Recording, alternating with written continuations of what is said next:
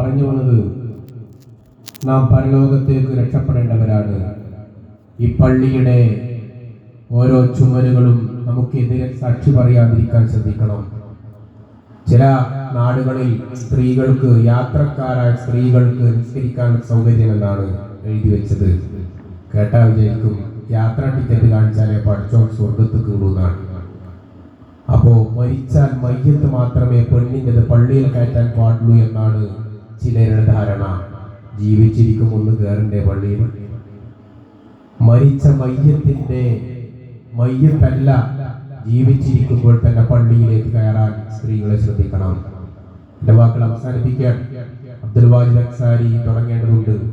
വിഷാൻസ്കാരം ഇൻഷാ അല്ലാഹ് പരിപാടിക്ക് ശേഷമായിരിക്കും ജമാഅത്തായിട്ട് ഉണ്ടാവുക എന്നറിയിക്കുകയാണ്. അപ്പോ പറഞ്ഞതിന്റെ അവസാനം രത്ന ചുരുക്കം എന്ന് പറഞ്ഞാൽ, സ്ത്രീകൾക്ക് റസൂലുള്ളാഹി പഠിപ്പിച്ചു, നിങ്ങൾ പള്ളിയിലേക്ക് വന്നാൽ വുളു ഉണ്ടാക്കി വീട്ടിൽ നിന്ന് പുറപ്പെടുകയും പള്ളിയിൽ ഇരിക്കുകയും ചെയ്താൽ എത്ര നേരം പള്ളിയിൽ ഇരിക്കുന്നോ അത്രയും നേരം മലക്കുകൾ നിങ്ങൾക്ക് വേണ്ടി ഇസ്തിഗ്ഫാർ ചെയ്യും, പൊറുക്കൽ തേടിക്കൊണ്ട് പ്രാർത്ഥിക്കുന്നതാണ്. അവിടെ ഇബ്നു ബത്വാൽ റഹിമഹുല്ലാഹ് പറയാണ്, നിങ്ങളുടെ തെറ്റുകൾ പൊറുക്കപ്പെടണം എന്ന് നിങ്ങൾ ആഗ്രഹിക്കുന്നുണ്ടോ, വുളു ഉണ്ടാക്കി പള്ളിയിൽ വരിക, പള്ളിയിൽ കുറേ നേരം ഇരിക്കുക. ഇരുത്തം എത്രമാത്രം ദീർഘമാകുന്നു അതിനനുസരിച്ച് മലക്കുകളുടെ പ്രാർത്ഥന ഉണ്ടാവുന്നതാണ്. ഈ ഒരു പദവി, ഈ ഒരു ദറജ പുരുഷന്മാരെ സ്വാർത്ഥമതികളായിട്ട് നമ്മൾ നീങ്ങാൻ പറ്റുമോ? നമ്മുടെ സ്ത്രീകൾക്ക് ലഭിക്കണ്ടേ? വേണം. അപ്പൊ ഈ രൂപത്തിലുള്ള ദറജയും പാപമോചനവും നമ്മുടെ നാട്ടിലുള്ള സ്ത്രീകൾക്ക് ലഭിക്കണം. ഓരോ കാലുകളും പള്ളിയിലേക്ക് നടന്നാൽ ഓരോ കാൽവെപ്പിനും പ്രതിഫലമാണ് എന്ന് പഠിപ്പിച്ചു. അവിടെ ആണെന്നോ പെണ്ണെന്നോ കുട്ടിയെന്നോ വൃദ്ധനെന്നോ ചെറുപ്പക്കാരനെന്നോ പഠിപ്പിച്ചിട്ടില്ല. അതുകൊണ്ട് എല്ലാവരും പള്ളിയിലേക്ക് എത്തുവാനുള്ള ശ്രദ്ധയുണ്ടാവണം. വെള്ളിയാഴ്ച സാരോപദേശങ്ങൾ കേൾക്കാൻ പ്രൗഢഗംഭീരമായ ഖുതുബ, അല്ലാഹുവിന്റെ ഖുർആനും റസൂലുള്ളാഹിന്റെ ഹദീസും ഖതീബിന്റേതായ സ്വന്തം വക വർത്തമാനങ്ങളോ അഭിപ്രായങ്ങളോ ഇല്ലാതെ കൃത്യമായി ഇസ്ലാം എന്താണെന്ന് പഠിപ്പിക്കുന്ന ഖുതുബ കേൾക്കാൻ നമ്മൾ തയ്യാറാവണം. തറാവീഹ് നിസ്കാരം ഇൻഷാ അല്ലാഹ് റമദാനിൽ തുടങ്ങുകയാണ്. അത് എപ്പോഴും ഉള്ളതാണ് ഗൗരവം. നമ്മുടെ ഖതീബ്, കണ്ണൂർ ടൗൺ ഖതീബ് അറിയായിരിക്കും. ഏതായാലും തറാവീഹ് ജമാഅത്തായി നമ്മുടെ പള്ളിയിലുമുണ്ട്. എല്ലാവരും എത്തണം. ഞാൻ നിർത്തുകയാണ്, എന്റെ വാക്കുകൾ അവസാനിപ്പിക്കുകയാണ്. ഒറ്റ വാക്ക് തുടങ്ങിയത് തന്നെ ആവർത്തിച്ചുകൊണ്ട്, ഈ പള്ളിക്ക് കാരണക്കാരായിട്ടുള്ള ഒരുപാട് ആളുകൾ പ്രാർത്ഥന കൊണ്ട്, പ്രവർത്തനം കൊണ്ട്, സമ്പത്ത് കൊണ്ട് അവർക്ക് വേണ്ടി പ്രാർത്ഥിക്കണം. അവർക്ക് വേണ്ടി നമ്മൾ പ്രാർത്ഥിച്ചാലും ഇല്ലെങ്കിലും അവർക്ക് കിട്ടേണ്ടത് കിട്ടും. പക്ഷേ റസൂലുള്ളാഹി പഠിപ്പിച്ച ഒരു നിർദ്ദേശം, മറ്റുള്ളവർക്ക് വേണ്ടി നിങ്ങൾ പ്രാർത്ഥിക്കുമ്പോൾ വലക ബിമിസ്ലി, നിങ്ങൾക്കും അതുപോലെയുള്ളത് കിട്ടട്ടെ എന്ന് മലക്കൾ നമുക്ക് വേണ്ടി പ്രാർത്ഥിക്കും എന്നുള്ള ഹദീസ് ഉൾക്കൊണ്ടുകൊണ്ട് ഈ പള്ളിക്ക് കാരണക്കാരായിട്ടുള്ളവർക്ക് വേണ്ടി പ്രാർത്ഥിക്കുക. ഏതൊരു പ്രതിസന്ധി ഘട്ടത്തിലും എന്റെ ചങ്ക പൊട്ടിയാലും എന്റെ റബ്ബിനെ മാത്രമേ ഞാൻ വിളിക്കൂ എന്ന് പ്രഖ്യാപിക്കുക. പ്രാർത്ഥനയില്ലാത്ത ഒരു നിമിഷം പോലും ജീവിതത്തിൽ ഉണ്ടാവില്ല എന്ന് പ്രഖ്യാപിക്കുക. പ്രാർത്ഥനയോടെ മുന്നോട്ട്. അസ്സലാമു അലൈക്കും വറഹ്മത്തുള്ളാഹി വബറകാതുഹു. ബഹുമാന്യ പണ്ഡിതൻ അബ്ദുൽ വാജിദ് അൻസാരിയെ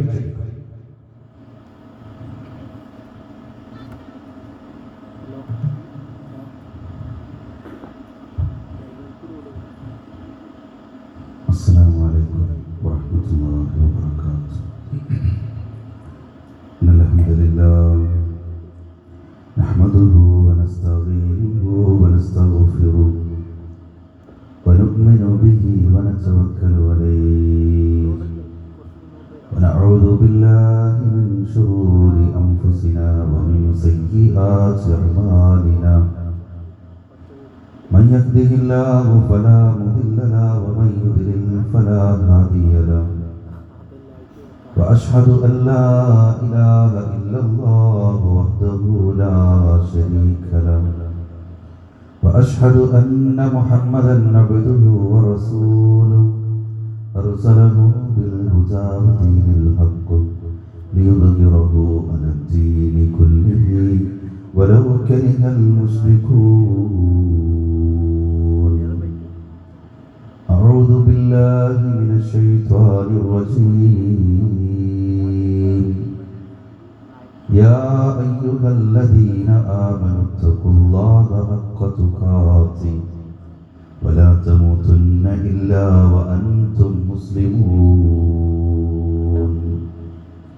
يا أيها الذين آمنوا اتقوا الله وقولوا قولا سديدا يصلح لكم أعمالكم ويغفر لكم ذنوبكم ومن يطع الله ورسوله فقد فاز فوزا عظيما اللهم صل على محمد وعلى آل محمد كما صليت على إبراهيم وعلى آل إبراهيم إنك حميد مجيد اللهم بارك على محمد وعلى آل محمد كما باركت على إبراهيم وعلى آل إبراهيم إنك حميد مجيد رب اشرح لي صدري ويسر لي أمري واحلل عقدة من لساني يفقهوا قولي أما بعد فإن خير الكلام كلام الله وخير الحديث كتاب الله وخير الهدي هدي محمد صلى الله عليه وسلم وشر الأمور محدثاتها وكل محدثة بدعة وكل بدعة ضلالة وكل ضلالة في النار. സ്നേഹസമ്പന്നനായ സത്യവിശ്വാസികൾ അതിയായ സന്തോഷത്തോടുകൂടി വിശുദ്ധ റമളാനിനെ സ്വീകരിക്കുവാനുള്ള എല്ലാ നിലക്കുമുള്ള ഒരുക്കത്തോടുകൂടി ഒരു മഗ്‌രിബ് നമസ്കാരത്തിന് ശേഷം അള്ളാഹുവിൻ്റെ ഭവനത്തിന് മുന്നിൽ ചാരി അള്ളാഹുവിനെ കുറിച്ച് കേൾക്കാൻ, ദീനിനെ കുറിച്ച് കേൾക്കാൻ, വരാനിരിക്കുന്ന റമളാനിൽ മുസ്ലിം എന്ന നിലയ്ക്ക്, വിശ്വാസി എന്നുള്ള നിലയ്ക്ക് ഞാൻ എന്ത് ശ്രദ്ധിക്കണം, ഞാൻ എന്തൊക്കെ വിഷയങ്ങൾ പരിഗണിക്കണം എന്നത് കേൾക്കാൻ ഒരുമിച്ച് കൂടിയവരാണ് നമ്മൾ. അല്ലാഹു സുബ്ഹാനഹു വ തആല നമ്മുടെ ഈ ഇരുത്തത്തെ സ്വാലിഹായ ഒരു കർമ്മമാക്കി നാളെ ജന്നാത്തുൽ ഫിർദൗസ് നേടാൻ ഉതകുന്ന ഒരു ഇരുത്തമാക്കി മാറ്റി നമ്മെ ഏവരെയും അനുഗ്രഹിക്കുമാറാവട്ടെ. പ്രവാചകൻ സല്ലല്ലാഹു അലൈഹി വസല്ലമയുടെ കാലത്ത് ഒരു ചരിത്രം പറഞ്ഞ് നേരിട്ട് വിഷയത്തിലേക്ക് അങ്ങനെ പ്രവേശിക്കാൻ, നിങ്ങളിങ്ങനെ നോക്കുമ്പോൾ നിങ്ങളൊരു ഗൗരവത്തിലിരിക്കുന്ന പോലെ എനിക്കിങ്ങനെ തോന്നാൻ ആ ഗൗരവമൊക്കെ ഒഴിവാക്കി വളരെ ഫ്രീ ആയി കുറച്ച് സമയം ഇങ്ങനെ നമുക്ക് സംസാരിക്കാം. ഞാൻ ഇവിടുന്ന് ഇങ്ങനെ നോക്കും, എത്ര സമയം ഞാൻ സംസാരിക്കണം ഞാൻ ചോദിച്ചിട്ടില്ല. ഇവിടുന്ന് ഇങ്ങനെ നോക്കും, നിങ്ങളുടെ മുഖത്തിൽ നിന്ന് ഞാൻ വായിച്ചെടുക്കും എപ്പോൾ നിർത്തണം എന്നുള്ളത്. അപ്പോൾ ഞാൻ നിർത്തുക. ഈ സദസ്സ് കണ്ടപ്പോൾ എനിക്കത് പറയണം തോന്നി, എനിക്കൊരു സന്തോഷം തോന്നിയത് കുട്ടികളും പ്രായം ചെന്ന ആളുകളും അതിനിടയിലുള്ള ചെറുപ്പക്കാരൊക്കെ ഈ സദസ്സിലുണ്ട്. സാധാരണ ഉണ്ടാവാറില്ല. ദൈവമൊന്നും മോണില്ല നമുക്ക് പറയാം. കുറച്ച് പ്രായമൊന്നുമില്ല, റിട്ടയർഡായ കുറച്ച് കാക്കാതെ ഉണ്ടാവാറുണ്ട്. അൽഹംദുലില്ലാ കുട്ടികൾ അടങ്ങിയിരിക്കുന്ന കുട്ടികൾ ഓടിക്കളിച്ചിട്ട് എന്നൊന്നും പ്രശ്നം അതൊക്കെ ഉണ്ടാവണം. പള്ളിയിലാണെങ്കിൽ വളരെ സന്തോഷമുണ്ട്. ചെറുപ്പക്കാരെ ഇങ്ങനെ കാണുമ്പോൾ പടച്ച റബ്ബ് നിലനിർത്തി പെരുമാറാവട്ടെ. ഇമാം ഇബ്നു മാജ ഉദ്ധരിക്കുന്ന തൻ്റെ സുഗീകൾ ഉദ്ധരിക്കുന്ന 3185 നമ്പറായി ഉദ്ധരിച്ച സുദീർഘമായൊരു ഹദീസ്. ആ ഹദീസിൻ്റെ സാരം ഇങ്ങനെയാണ്. പ്രവാചകൻ സല്ലല്ലാഹു അലൈഹി വസല്ലമയുടെ കാലഘട്ടത്തിൽ മദീനയുടെ തൊട്ടടുത്തുള്ളൊരു ജൂതഗോത്രം താമസിച്ചിരുന്നു. കുറച്ചപ്പുറത്തൊരു ഗ്രാമപ്രദേശം. ആ ഗോത്രത്തിൻ്റെ പേര് പോലും പരാമർശിച്ചത് കാണാൻ കഴിയും. ബനൂ ഉദ്റ എന്നാണ് ആ ഗോത്രത്തിൻ്റെ പേര്. ആ ഗോത്രത്തിലെ 2 കൂട്ടുകാർ, യഹൂദികളായ ജൂതരായ 2 ആളുകൾ വന്ന് ഇസ്ലാം സ്വീകരിച്ചു. സ്വഹാബികളുടെ കൂട്ടത്തിലെത്തി. അതിലൊരാൾ നന്നായി പരിശ്രമിക്കുന്ന ഒരാളായിരുന്നു. നമ്മളൊക്കെ മുത്തഖി എന്നൊക്കെ ചിലരൊക്കെ രൂപഭാവങ്ങളൊക്കെ കണ്ടാൽ അഭിപ്രായം പറയാറുണ്ട്. സ്വഹാബാക്കൾ പറഞ്ഞു നല്ലയാൾ.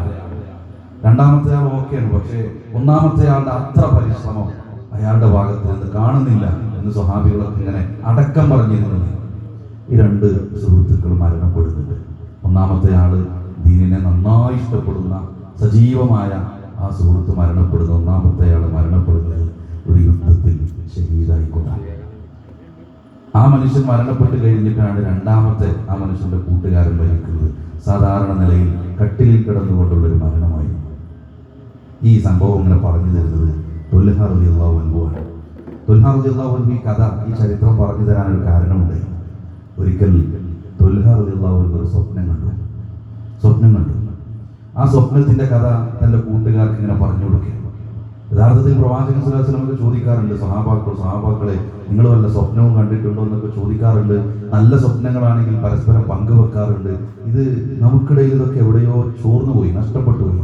നമ്മൾ അഥവാ പറയുകയാണെങ്കിൽ തന്നെ പേടിപ്പെടുത്തുന്ന വല്ല സ്വപ്നവും കണ്ടാലോ പറയാം. അത്തരം സ്വപ്ന കഥകൾ പറയാൻ പാടില്ലെന്നാണ്. നല്ല സ്വപ്നങ്ങളൊക്കെ പങ്കുവെക്കണമെന്ന് ത്വൽഹ റളിയല്ലാഹു അൻഹു ഈ രണ്ടാളുകളെ സ്വപ്നത്തിൽ കണ്ടു. ഈ രണ്ടാളുകൾ സ്വർഗത്തിന്റെ കവാടത്തിൽ നിൽക്കുന്നതായിട്ട്, കവാടത്തിനരികെ നിൽക്കുകയാണ്. ആരൊക്കെ? ഇസ്ലാം സ്വീകരിച്ച, മരണപ്പെട്ട ഒന്നാമത്തെ ആൾ ഷഹീദായി, രണ്ടാമത്തെ കൂട്ടുകാരൻ പിന്നീട് മരണപ്പെട്ടു. ഈ രണ്ടുപേരെയും സ്വർഗ കവാടത്തിൽ നിൽക്കുന്നതായിട്ട് ഇങ്ങനെ കാണുക. നമ്മളൊക്കെ എത്ര കാലമായി സ്വപ്നം കാണാൻ തുടങ്ങിയിട്ട്? സ്വർഗത്തിന്റെ അടുത്തോ സ്വർഗത്തിന്റെ ഒരു വാതിലൊക്കെ എന്തെങ്കിലുമൊക്കെ സ്വപ്നത്തിൽ വന്നിട്ടുണ്ടോ എന്ന് കൂടി ആലോചിക്കുക. എന്താ കാരണം എന്നറിയോ? ഏറ്റവും അധികം ആഗ്രഹിക്കുന്നതും അന്നുണ്ടായതൊക്കെ ചിലപ്പോൾ രാത്രി നമ്മൾ സ്വപ്നം കാണാറുണ്ട്. ഒരു പ്രത്യേക വല്ല സംഭവമൊക്കെ ഉണ്ടായിട്ടുണ്ടായി. സ്വർഗത്തിന് അത്രമാത്രം നമ്മൾ ആഗ്രഹിക്കുന്നുണ്ടെങ്കിൽ സ്വപ്നത്തിൽ എവിടെയെങ്കിലുമൊക്കെ കടന്നു വരേണ്ടതാണ്. ഇതൊരു ചോദ്യമായി അവശേഷിക്കട്ടെ. ത്വൽഹ റളിയല്ലാഹു അൻഹു ഇങ്ങനെ കണ്ടു നിൽക്കാൻ സ്വപ്നത്തിന്റെ സ്വർഗത്തിന്റെ കവാടമുണ്ട്. ഈ രണ്ടാളുകൾ അതിന് പുറത്ത് നിൽക്കുന്നുണ്ട്. ആ സമയത്ത് സ്വർഗത്തിന്റെ അകത്ത് നിന്നൊരാൾ വന്നിട്ട് ആ രണ്ടുപേര് നിൽക്കുന്നതിനെ രണ്ടാമത്തെ കൂട്ടുകാരനെ സ്വർഗത്തിലേക്ക് കൊണ്ടുപോയി. ഷഹീദായത് ഒന്നാമത്തെ കൂട്ടുകാരനാണ്, അതവിടെ ഉണ്ട്, അദ്ദേഹം അവിടെ. ഈ രണ്ടാമത്തെ കൂട്ടുകാരനെ സ്വർഗത്തിലേക്ക് ആനയിച്ചു കൊണ്ടുപോയി. ആ മനുഷ്യനെ കൊണ്ടുപോയി കുറച്ച് കഴിഞ്ഞ് വന്നിട്ട് ഷഹീദായി മരണപ്പെട്ട കൂട്ടുകാരൻ കൈ പിടിച്ചു കൊണ്ടുപോയി. എന്നിട്ട് ത്വൽഹ റളിയല്ലാഹു അൻഹുവിനോട് പറഞ്ഞു, ത്വൽഹ എനിക്ക് സമയമായിട്ടില്ല കേട്ടോ പറഞ്ഞു. ത്വൽഹ റളിയല്ലാഹു അൻഹുവിന് തോന്നിയ സംശയം എന്താണെന്നറിയോ? നമുക്ക് തോന്നിയൊരു സംശയം, ഷഹീദായ ആളല്ലേ ആദ്യം സ്വർഗത്തിലേക്ക് കൊണ്ടുപോകേണ്ടത്. നമുക്ക് തോന്നിയതുപോലെ ത്വൽഹ റളിയല്ലാഹു അൻഹുവിന് തോന്നി. സ്വഹാബാക്കളുടെ ഈ കഥ പറഞ്ഞു കൊടുത്തപ്പോൾ അവർക്കും തോന്നി. അവിടെ റസൂലുള്ളാഹി സ്വല്ലല്ലാഹു അലൈഹി വസല്ലം ജീവിച്ചിരിപ്പുണ്ട്. അവർ ചെന്നു പ്രവാചക സദസ്സിൽ ചെന്നിട്ട്, പ്രവാചകരെ, ത്വൽഹ ഇങ്ങനെ ഒരു സ്വപ്നം കണ്ടു, ഞങ്ങൾക്ക് ഇതിന്റെ കഥ കേട്ടപ്പോൾ എന്തോ ഒരു വിഷമം ഞങ്ങൾക്കുണ്ട്. പ്രവാചകൻ സ്വല്ലല്ലാഹു അലൈഹി വസല്ലം പറഞ്ഞു കൊടുത്തത് ഇങ്ങനെയൊക്കെയാണ് കണ്ടത്. പ്രവാചകൻ സ്വല്ലല്ലാഹു അലൈഹി വസല്ലം ചോദിച്ചത്, ഇതിലെന്താ അത്ഭുതപ്പെടാൻ? ഇതിലെന്താണ് ഇത്ര അത്ഭുതപ്പെടാൻ? നമുക്കാണ് അത്ഭുതം തോന്നിയത്.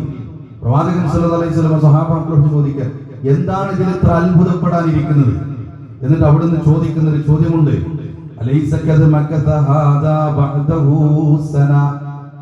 ഒന്നാമത്തെ ആൾ മരണപ്പെട്ടതിനു ശേഷം രണ്ടാമത്തെ കൂട്ടുകാരൻ മരണപ്പെടുന്നതിനിടയിൽ ഒരു വർഷത്തെ സമയം കിട്ടിയില്ലേ?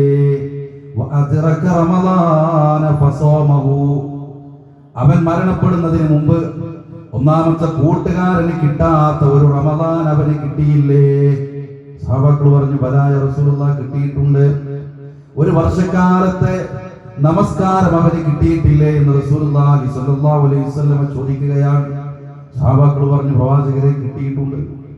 ആ സമയത്ത് ഹബീബുനാ സ്വല്ലല്ലാഹു അലൈഹി വസല്ലം പറയുന്ന മറുപടിയുണ്ട്, എങ്കിൽ ആ രണ്ട് കൂട്ടുകാർക്കിടയിൽ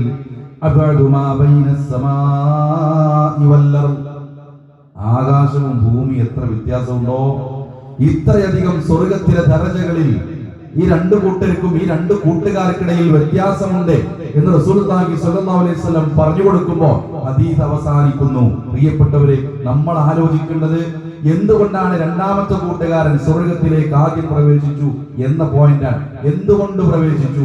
ഒരു വർഷക്കാലത്തിൽ കിട്ടിയ ഒരു മാസത്തെ റമദാൻ കൊണ്ട് ഷഹീദായ മനുഷ്യനേക്കാൾ സ്വർഗപ്രവേശനത്തിന് മുൻതൂക്കമായി ഒരു വർഷക്കാലത്തെ റമദാൻ കൊണ്ട് സാധിച്ചുവെങ്കിൽ നാം ഇനി ചോദിക്കേണ്ടത് നമ്മോടാ ചോദിക്കേണ്ടത്, എത്ര വർഷത്തെ റമദാനായി എനിക്ക് കിട്ടിയത്?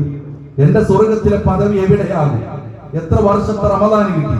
നമ്മുടെ ഈ സംസാരം അവസാനിക്കുന്നത് വരെ പ്രിയപ്പെട്ട ഉമ്മമാരെ, സഹോദരിമാരെ, കാരണവന്മാരെ, ജ്യേഷ്ഠ സുഹൃത്തുക്കളെ, ഉപ്പമാരെ, നമ്മൾ ആലോചിക്കേണ്ടത്, എനിക്ക് ബുദ്ധി ഉറച്ചിട്ട് എത്ര റമദാൻ കിട്ടിയെന്നൊരു ഏകദേശ കണക്ക് മനസ്സിൽ ഉണ്ടാവട്ടെ.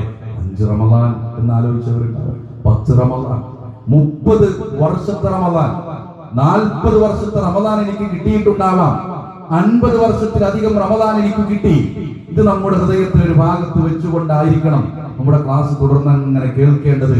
പ്രിയപ്പെട്ടവരെ, ഒരു വർഷത്തെ റമദാൻ കൊണ്ട് നേടിയെടുത്തത് ഒരു ഷഹീദിനേക്കാൾ സ്വർഗത്തിലേക്ക് ആദ്യം കടക്കുമെന്ന് ആലോചിച്ചു. ഇങ്ങനൊരു റമദാനാണിതാ തൊട്ടടുത്തെത്തി നിൽക്കുന്നത്. തൊട്ടടുത്ത് എന്ന് പറഞ്ഞാൽ മണിക്കൂറുകൾ മുന്നിൽ നമ്മുടെ തൊട്ടടുത്തെത്തി കഴിഞ്ഞു. ആ റമദാനിനെ സ്വീകരിക്കാൻ വേണ്ടി നമ്മൾ ഒരുങ്ങിക്കഴിഞ്ഞുവോ എന്നൊരു ചോദ്യം കൂടി ഉണ്ടാവട്ടെ. നമ്മൾ ഒരുങ്ങിയോ? അങ്ങാടികൾ ഒരുങ്ങിയിട്ടുണ്ട്, കച്ചവട സ്ഥാപനങ്ങളൊക്കെ ഒരുങ്ങി, റമദാൻ സ്പെഷ്യൽ പാചക കിറ്റുകൾ വരെ ഇറങ്ങി, തൊപ്പികൾ ഇറങ്ങി, എന്തൊക്കെയോ സൂപ്പർ ഹൈപ്പർ മാർക്കറ്റുകളിലും കടകളിലും ചുറ്റുപാടുകളിലും ഒക്കെ ഒരുങ്ങി. പള്ളികൾ ഒരുങ്ങി കഴിഞ്ഞു, വീടുകൾ ഒരുങ്ങി കഴിഞ്ഞിട്ടുണ്ടാവാം. പ്രത്യേകമായി സുന്നത്തൊന്നല്ലെങ്കിലും ആ വീടൊക്കെ ചിലപ്പോ ഒന്നൊന്ന് ഒരുക്കി വെച്ചിട്ടുണ്ടാവാം. നമ്മൾ ഒരുങ്ങിയോ?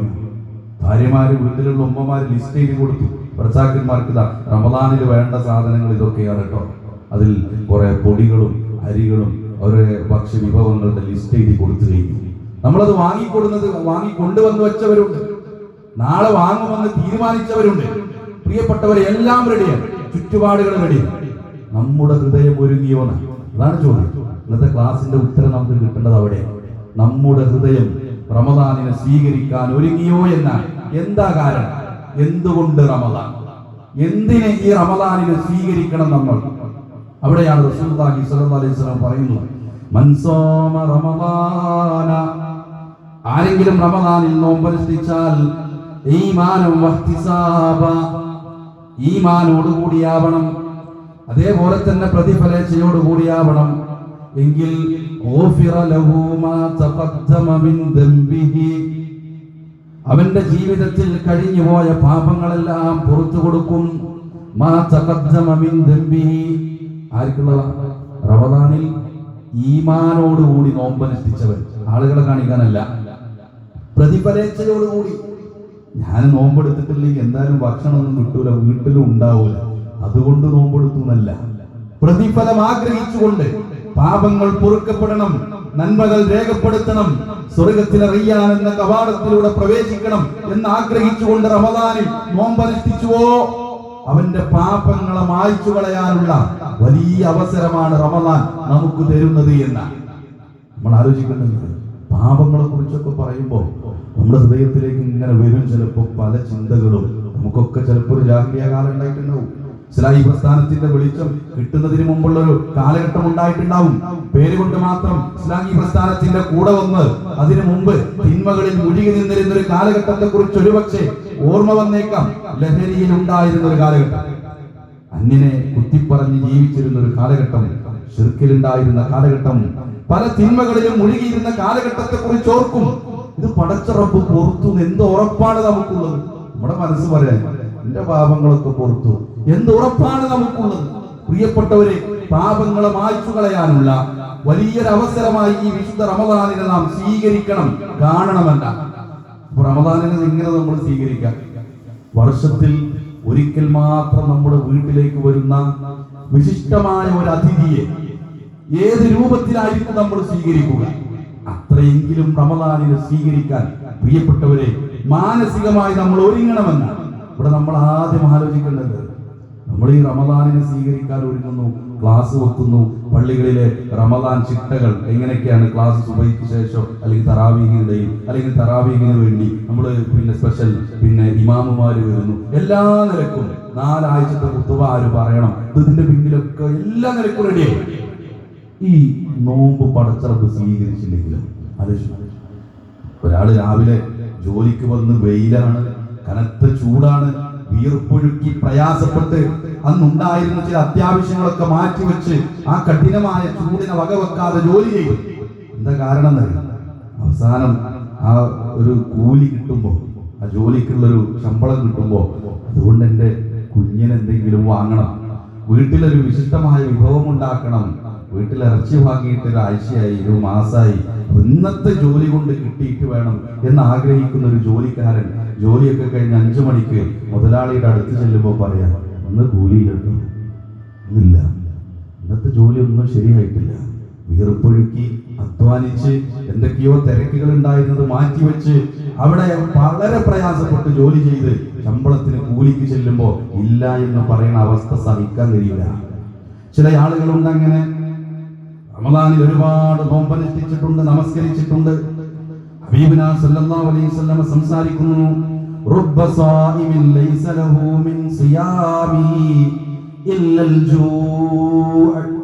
എത്രയെത്ര നോമ്പുകാരാണുള്ളത്, വിശപ്പ് സഹിച്ചു എന്നതല്ലാതെ ഒന്നും ലഭിക്കാത്ത നോമ്പുകാരുണ്ട്. ചില നമസ്കാരക്കാരുണ്ട്, വറുബ്ബ ഖായിമിൻ ലൈസ ലഹു മിൻ ഖിയാമിഹി ഇല്ല അസ്സഗ്ർ. എല്ലാ സമയത്തും എല്ലാ മാസങ്ങളിലും ഉറങ്ങുന്ന സമയമാണ്. പക്ഷെ റമദാനിന്റെ ദിനരാത്രങ്ങളിൽ ഉറക്കത്തെ മാറ്റിവെച്ച് തറാവീഹ് നമസ്കരിക്കാൻ അവൻ ശ്രദ്ധ കാണിച്ചു. പക്ഷെ പരലോകത്തെത്തിയപ്പോൾ ഉറക്കമൊഴിച്ചു എന്നതല്ലാതെ അതിന്റെ ഒരു നന്മയും രേഖപ്പെടുത്തപ്പെടാതെ അവിടെ വെച്ച് ആ നോമ്പുകളെല്ലാം ബാത്തിലാക്കി കളയുന്ന ചില ആളുകളുണ്ട്. റസൂലുള്ളാഹി സ്വല്ലല്ലാഹു അലൈഹി വസല്ലം പറഞ്ഞു, നോമ്പുകാരെ കുറിച്ചാണ്, നമസ്കാരക്കാരെ കുറിച്ചാണ് നമ്മളെ കൂട്ടത്തിലുണ്ടോ എന്നാണ്. റമദാനിനെ സ്വീകരിക്കാൻ ഒരുങ്ങുമ്പോൾ നമ്മൾ ആദ്യം ആലോചിക്കേണ്ടത് എന്തെന്നറിയോ? റമദാനിന്റെ സ്വീകാര്യതയ്ക്ക് തടസ്സം നിൽക്കുന്ന വല്ല കർമ്മവും എന്റെ ജീവിതത്തിൽ ഉണ്ടോ എന്ന് പ്രിയപ്പെട്ടവരെ ഗൗരവത്തോടു കൂടി നമ്മൾ ആലോചിക്കണം. 6 കാര്യങ്ങൾ ഞാൻ പറയാം. അതിലൊന്നാമത്തത് എന്തെന്നറിയോ? ശിർക്ക് ജീവിതത്തിലുണ്ടോ? പൊളിഞ്ഞു പോകുമല്ല. ആമുഖ ഭാഷണത്തിൽ സൂചിപ്പിച്ചല്ലോ, ശിർക്ക് ജീവിതത്തിൽ കടന്നു വന്നാൽ എല്ലാം പൊളിഞ്ഞു പോകുന്ന. ചില ആളുകൾക്ക് ആലോചിക്കുന്നുണ്ട്, നോമ്പ് നോൽക്കുന്നവരിലൊക്കെ ശിർക്ക് വരുമെന്നാണ്. നോമ്പെടുക്കുന്ന ആളുകളൊക്കെ ഇപ്പൊ ശിർക്ക് ചെയ്യുന്ന. പ്രിയപ്പെട്ടവരെ, ഒരു വിഗ്രഹത്തിന്റെ മുന്നിൽ കൈകൂപ്പി നിൽക്കുന്നതിന്റെ പേര് മാത്രമല്ല ശിർക്ക്. എവിടെയെങ്കിലും ചെന്നൊരു പച്ചത്തുണി വിരിച്ച് അല്ലെങ്കിൽ അവിടെ സുജൂദ് ചെയ്യുന്നത് മാത്രമല്ല ശിർക്ക്. ഒരു പേടി പോലും ശിർക്കിലേക്ക് എത്തിക്കും. അല്ലാഹു അല്ലാത്ത മറ്റൊരു സങ്കേതത്തിൽ നിന്ന്, മറ്റൊരാളിൽ നിന്ന് അനാവശ്യമായ ഒരു ഭയപ്പെടൽ. പുതിയ വീടുണ്ടാക്കി താമസാക്കി, അതുവരെ ആക്സിഡന്റ് ആവാത്ത മനുഷ്യൻ പുതിയ വീടിന്റെ ആ വീട്ടിലെ കുടിയിരിപ്പ് കഴിഞ്ഞ് ഒരാഴ്ച കഴിഞ്ഞപ്പോൾ ചെറിയൊരു ആക്സിഡന്റ് ആയി. മകന് ജോലി നഷ്ടപ്പെട്ടു. ഭാര്യക്ക് അടുക്കളയിൽ നിന്നൊരു പ്രയാസം ഉണ്ടായി. മകൾക്കൊരു പ്രയാസം ഉണ്ടായി. അപ്പോഴൊരാൾ വന്നിട്ട് പറയും, വീട് ശരിയായില്ല, വീട് വെച്ചത് ശരിയായിട്ടില്ല, നമുക്കൊരാളെ കൊണ്ടുവന്ന് കാണിച്ചു നോക്കാം. എന്നിട്ട് ആ വീട്ടിലൊരു ടോയ്ലറ്റിന്റെ വാതിലിനോ അടുക്കളയുടെ കിടപ്പുവശത്തിനോ പ്രശ്നമുണ്ടെന്ന് പറഞ്ഞ് അത് പൊളിച്ചു മാറ്റാൻ നടക്കുന്ന ആളുകളുണ്ട്. തന്റെ ജീവിതത്തിൽ വന്ന അസുഖം, തനിക്ക് വന്ന പ്രയാസം, തന്റെ മകന്റെ ജോലി നഷ്ടപ്പെട്ടത് ഈ വീട് കൊണ്ടാണ് എന്ന് ചിന്തിച്ചാൽ പോലും പ്രിയപ്പെട്ടവരെ ഒളിഞ്ഞു പോയില്ലേ? ആലോചിച്ചു. പേടി വന്നു. ചെറിയ കുട്ടി ഇങ്ങനെ രാത്രി പേടിച്ച് കരയും. എന്താ പരിഹാരം? എന്തെങ്കിലും ഒരു കാരണം ചിലപ്പോണ്ടാവും. ഡോക്ടറെ കാണിക്കുന്നതിന് പകരം വേറെ പ്രത്യേകമായ ഒരു സ്ഥലത്ത് എന്നിട്ട് ഒരു ചരട് കെട്ടി കൊടുക്കും. ഇനി പേടിക്കൂല. അല്ലെങ്കിൽ ആരെങ്കിലും ഒരു ചരട് പേടിക്കാതിരിക്കും. എന്തിനേറെ പരീക്ഷയിൽ ജയിക്കാൻ മന്ത്രിച്ചൂതിയ പേനകൾ ലാഭകരമായി വിറ്റഴിയുന്നവരായി നമ്മുടെ ഈ ഉമ്മത്തിനിടയിൽ മാറിക്കൊണ്ടിരിക്കുന്നെന്ന് പറയുമ്പോൾ പ്രിയപ്പെട്ടവരെ, വിഗ്രഹത്തിന്റെ മുന്നിൽ ചെന്ന് കൈകൂപ്പി നിൽക്കൽ മാത്രമല്ല ശിർക്ക്. നമ്മൾക്ക് ഒരു വിചാരം ഉണ്ടാവും ചില ആളുകൾക്ക്, ഞാൻ എന്തായാലും സ്വർഗത്തിൽ തന്നെ ആയിരിക്കും. എന്താ കാരണം? മനസ്സിലായി. അല്ലാഹു അല്ലാത്തൊരു സങ്കേതത്തിലേക്ക് ഞാൻ പോകൂല, എത്ര പ്രയാസപ്പെട്ടാലും ഞാൻ പോകില്ല എന്നൊക്കെ നമുക്ക് ഇന്ന് ഉറപ്പുണ്ട്. നാളെ നമ്മൾ എന്താവും അറിയില്ല. ഒരു മനുഷ്യൻ 20 വയസ്സ് വരെ ഇസ്ലാമി പ്രസ്ഥാനത്തിന് വേണ്ടി, ലാ ഇലാഹ ഇല്ലല്ലാഹ്ക്ക് വേണ്ടി പണിയെടുത്ത് പള്ളിയിൽ സജീവമായി മക്കളെ ആ രൂപത്തിൽ പഠിപ്പിച്ച് വേഷവിധാനങ്ങളിൽ, ആ മനുഷ്യന്റെ സംസാരങ്ങളിൽ, ആ മനുഷ്യന്റെ ഇടപാടുകളിൽ, വീടുകളിൽ പോലും ആ ഒരു ഇസ്ലാഹിയത്തുണ്ടായ മനുഷ്യൻ 70ാമത്തെ വയസ്സിൽ വയറിലൊരു വേദന, വയറ്റിൻ്റെ ഉള്ളിലൊരു വേദന, അതൊക്കെ ടെസ്റ്റൊക്കെ ചെയ്തപ്പോൾ സ്റ്റേജൊക്കെ മാറി പിടുത്തം വിട്ടു. 3 സ്റ്റേജൊക്കെ കഴിഞ്ഞു, വേദന മാറൂല. ചികിത്സിച്ചു, ഒരുപാട് ചികിത്സിച്ചു, ഒരു മാറ്റവുമില്ല. അവസാനം കുടുംബത്തിലൊരാൾ വന്നിട്ട് പറയാം, നിനക്ക് വിശ്വാസം ഉണ്ടാകൂല എന്നൊക്കെ എനിക്കറിയാം, നീ വിശ്വസിക്കൂല എന്നും എനിക്കറിയാം, പക്ഷെ എന്നാലുണ്ടല്ലോ ഇതുപോലെ വേദനയുള്ള ഒരാൾക്ക് ഇന്ന സ്ഥലത്ത് പോയി കുറച്ച് വെള്ളം കുടിച്ചപ്പോ വേദന മാറി, ഇന്ന സ്ഥലത്ത് പോയി അവിടെ ഒരു തുലാഭാരം നടത്തിയപ്പോ വേദന മാറിയിട്ടുണ്ട്, നിനക്ക് വിശ്വാസം ഉണ്ടാകില്ല എന്നറിയാം, എന്നാലും ഒന്ന് പോയി നോക്കൂ.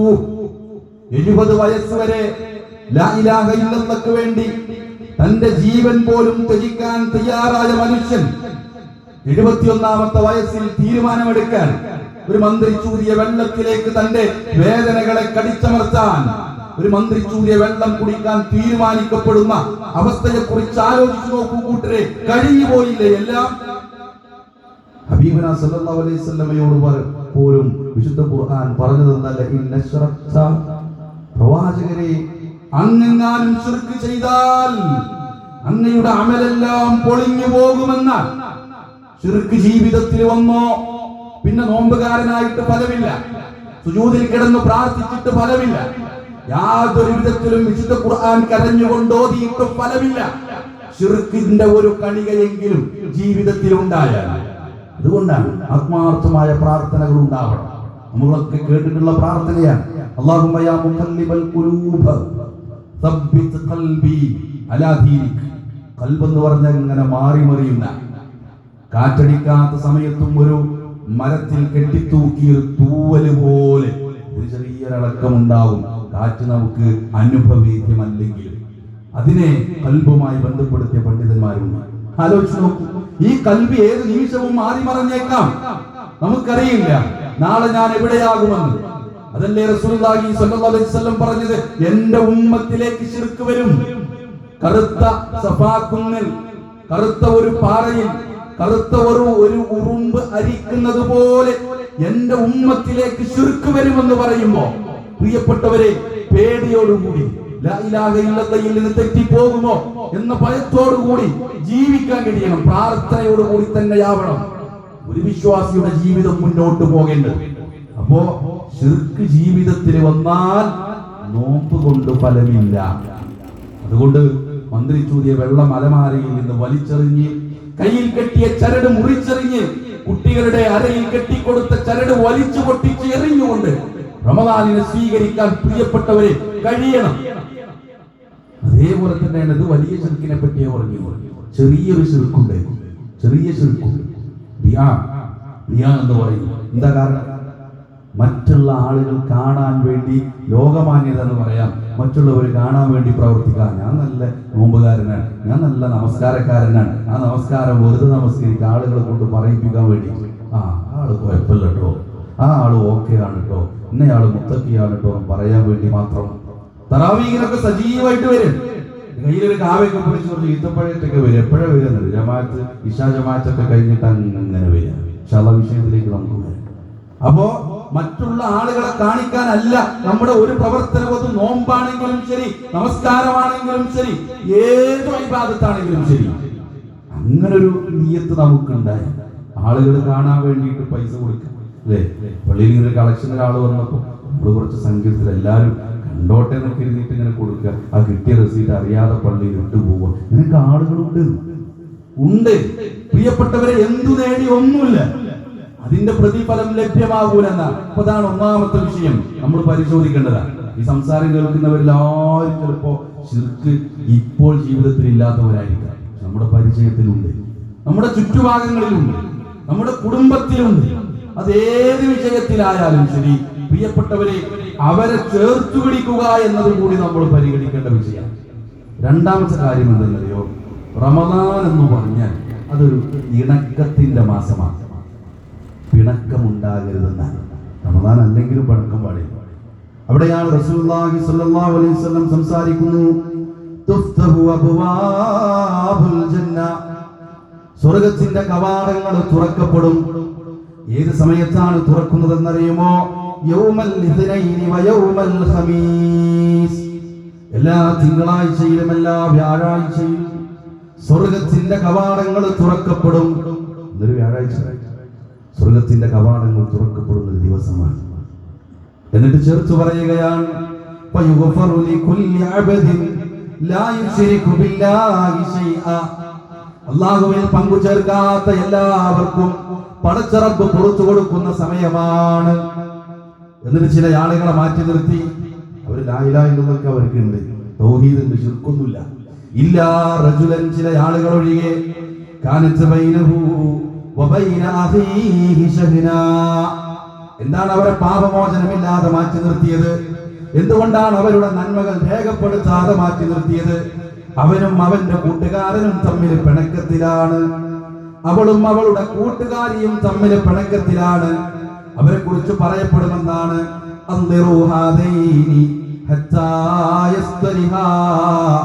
അവർക്ക് വേണ്ടി വെയിറ്റ് ചെയ്തോ, അവരുടെ പാപങ്ങൾ പുറത്തു കൊടുക്കണ്ട, അവരുടെ നന്മകൾ രേഖപ്പെടുത്തണ്ട.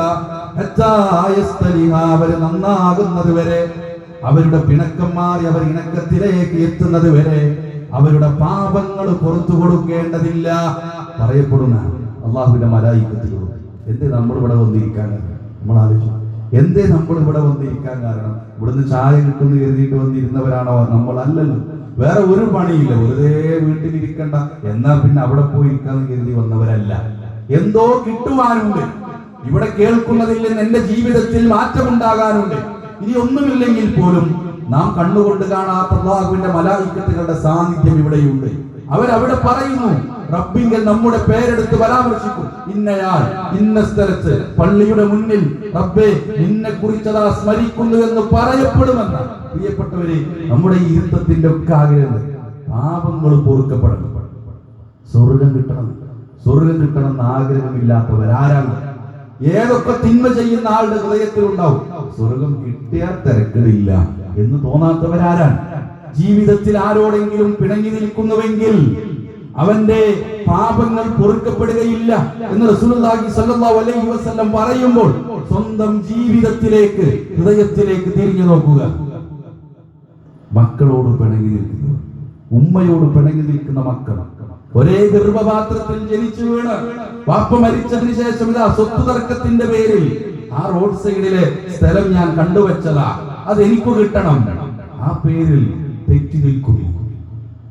അയൽവാസിയുമായി രണ്ടടി വഴിത്തർക്കത്തിന്റെ പേരിൽ പിണങ്ങി നിൽക്കുന്നവർ, കച്ചവടത്തിൽ ഇടപെട്ടുകൊണ്ട് 2 ലക്ഷം രൂപയുടെ പേരിൽ 5 വർഷമായി പിണങ്ങി നിൽക്കുന്നവർ, ആലോചിച്ചു നോക്കൂ. നമ്മുടെ ജീവിതത്തിലേക്ക് ആലോചിച്ചു, ഞാൻ ആരോടെങ്കിലും പിണങ്ങി നിൽക്കുന്നുണ്ടോ? മനുഷ്യരാ, പിണക്കമുണ്ടായേക്കാം. പക്ഷെ റസൂലുള്ളാഹി സ്വല്ലല്ലാഹു അലൈഹി വസല്ലം പറഞ്ഞു 3 ദിവസത്തിലപ്പുറം പോകാൻ പാടില്ല. പിണക്കമുണ്ടാവാം, സ്വാഭാവികമാണ്. ചെറിയൊരു വിഷമൊക്കെ ഉണ്ടെങ്കിൽ ചിലപ്പോൾ മിണ്ടാതിരുന്നാൽ 3 ദിവസത്തിലപ്പുറം നീണ്ടുപോകരുതെന്ന. അതാണ് 30 വർഷമായിട്ട് പിണക്കവുമായി നടക്കുന്ന ആളുകൾ ഇവിടെ ചിലപ്പോൾ ഉണ്ടായിക്കൊള്ളുന്നു. നമ്മുടെ ചുറ്റുഭാഗങ്ങളിലും നമ്മുടെ പരിചയത്തിലുണ്ട്, നമ്മുടെ നാട്ടിലുണ്ട്. അവരൊന്നാമത്തെ സ്വഫിലുമുണ്ട്. ഒന്നാമത്തെ സ്വഫിലും ജുമയ്ക്ക് മുന്നിലുണ്ട്, നാട്ടിലെ സജീവമായ പ്രവർത്തനങ്ങളിലും MGMന്റെ ക്ലാസ് ഉണ്ടാവുമ്പോ സജീവമായ അവിടെയും ദീനി സദസ്സിലേക്ക് ഇസ്ലാമിക വസ്ത്രം ധരിച്ചു വരും.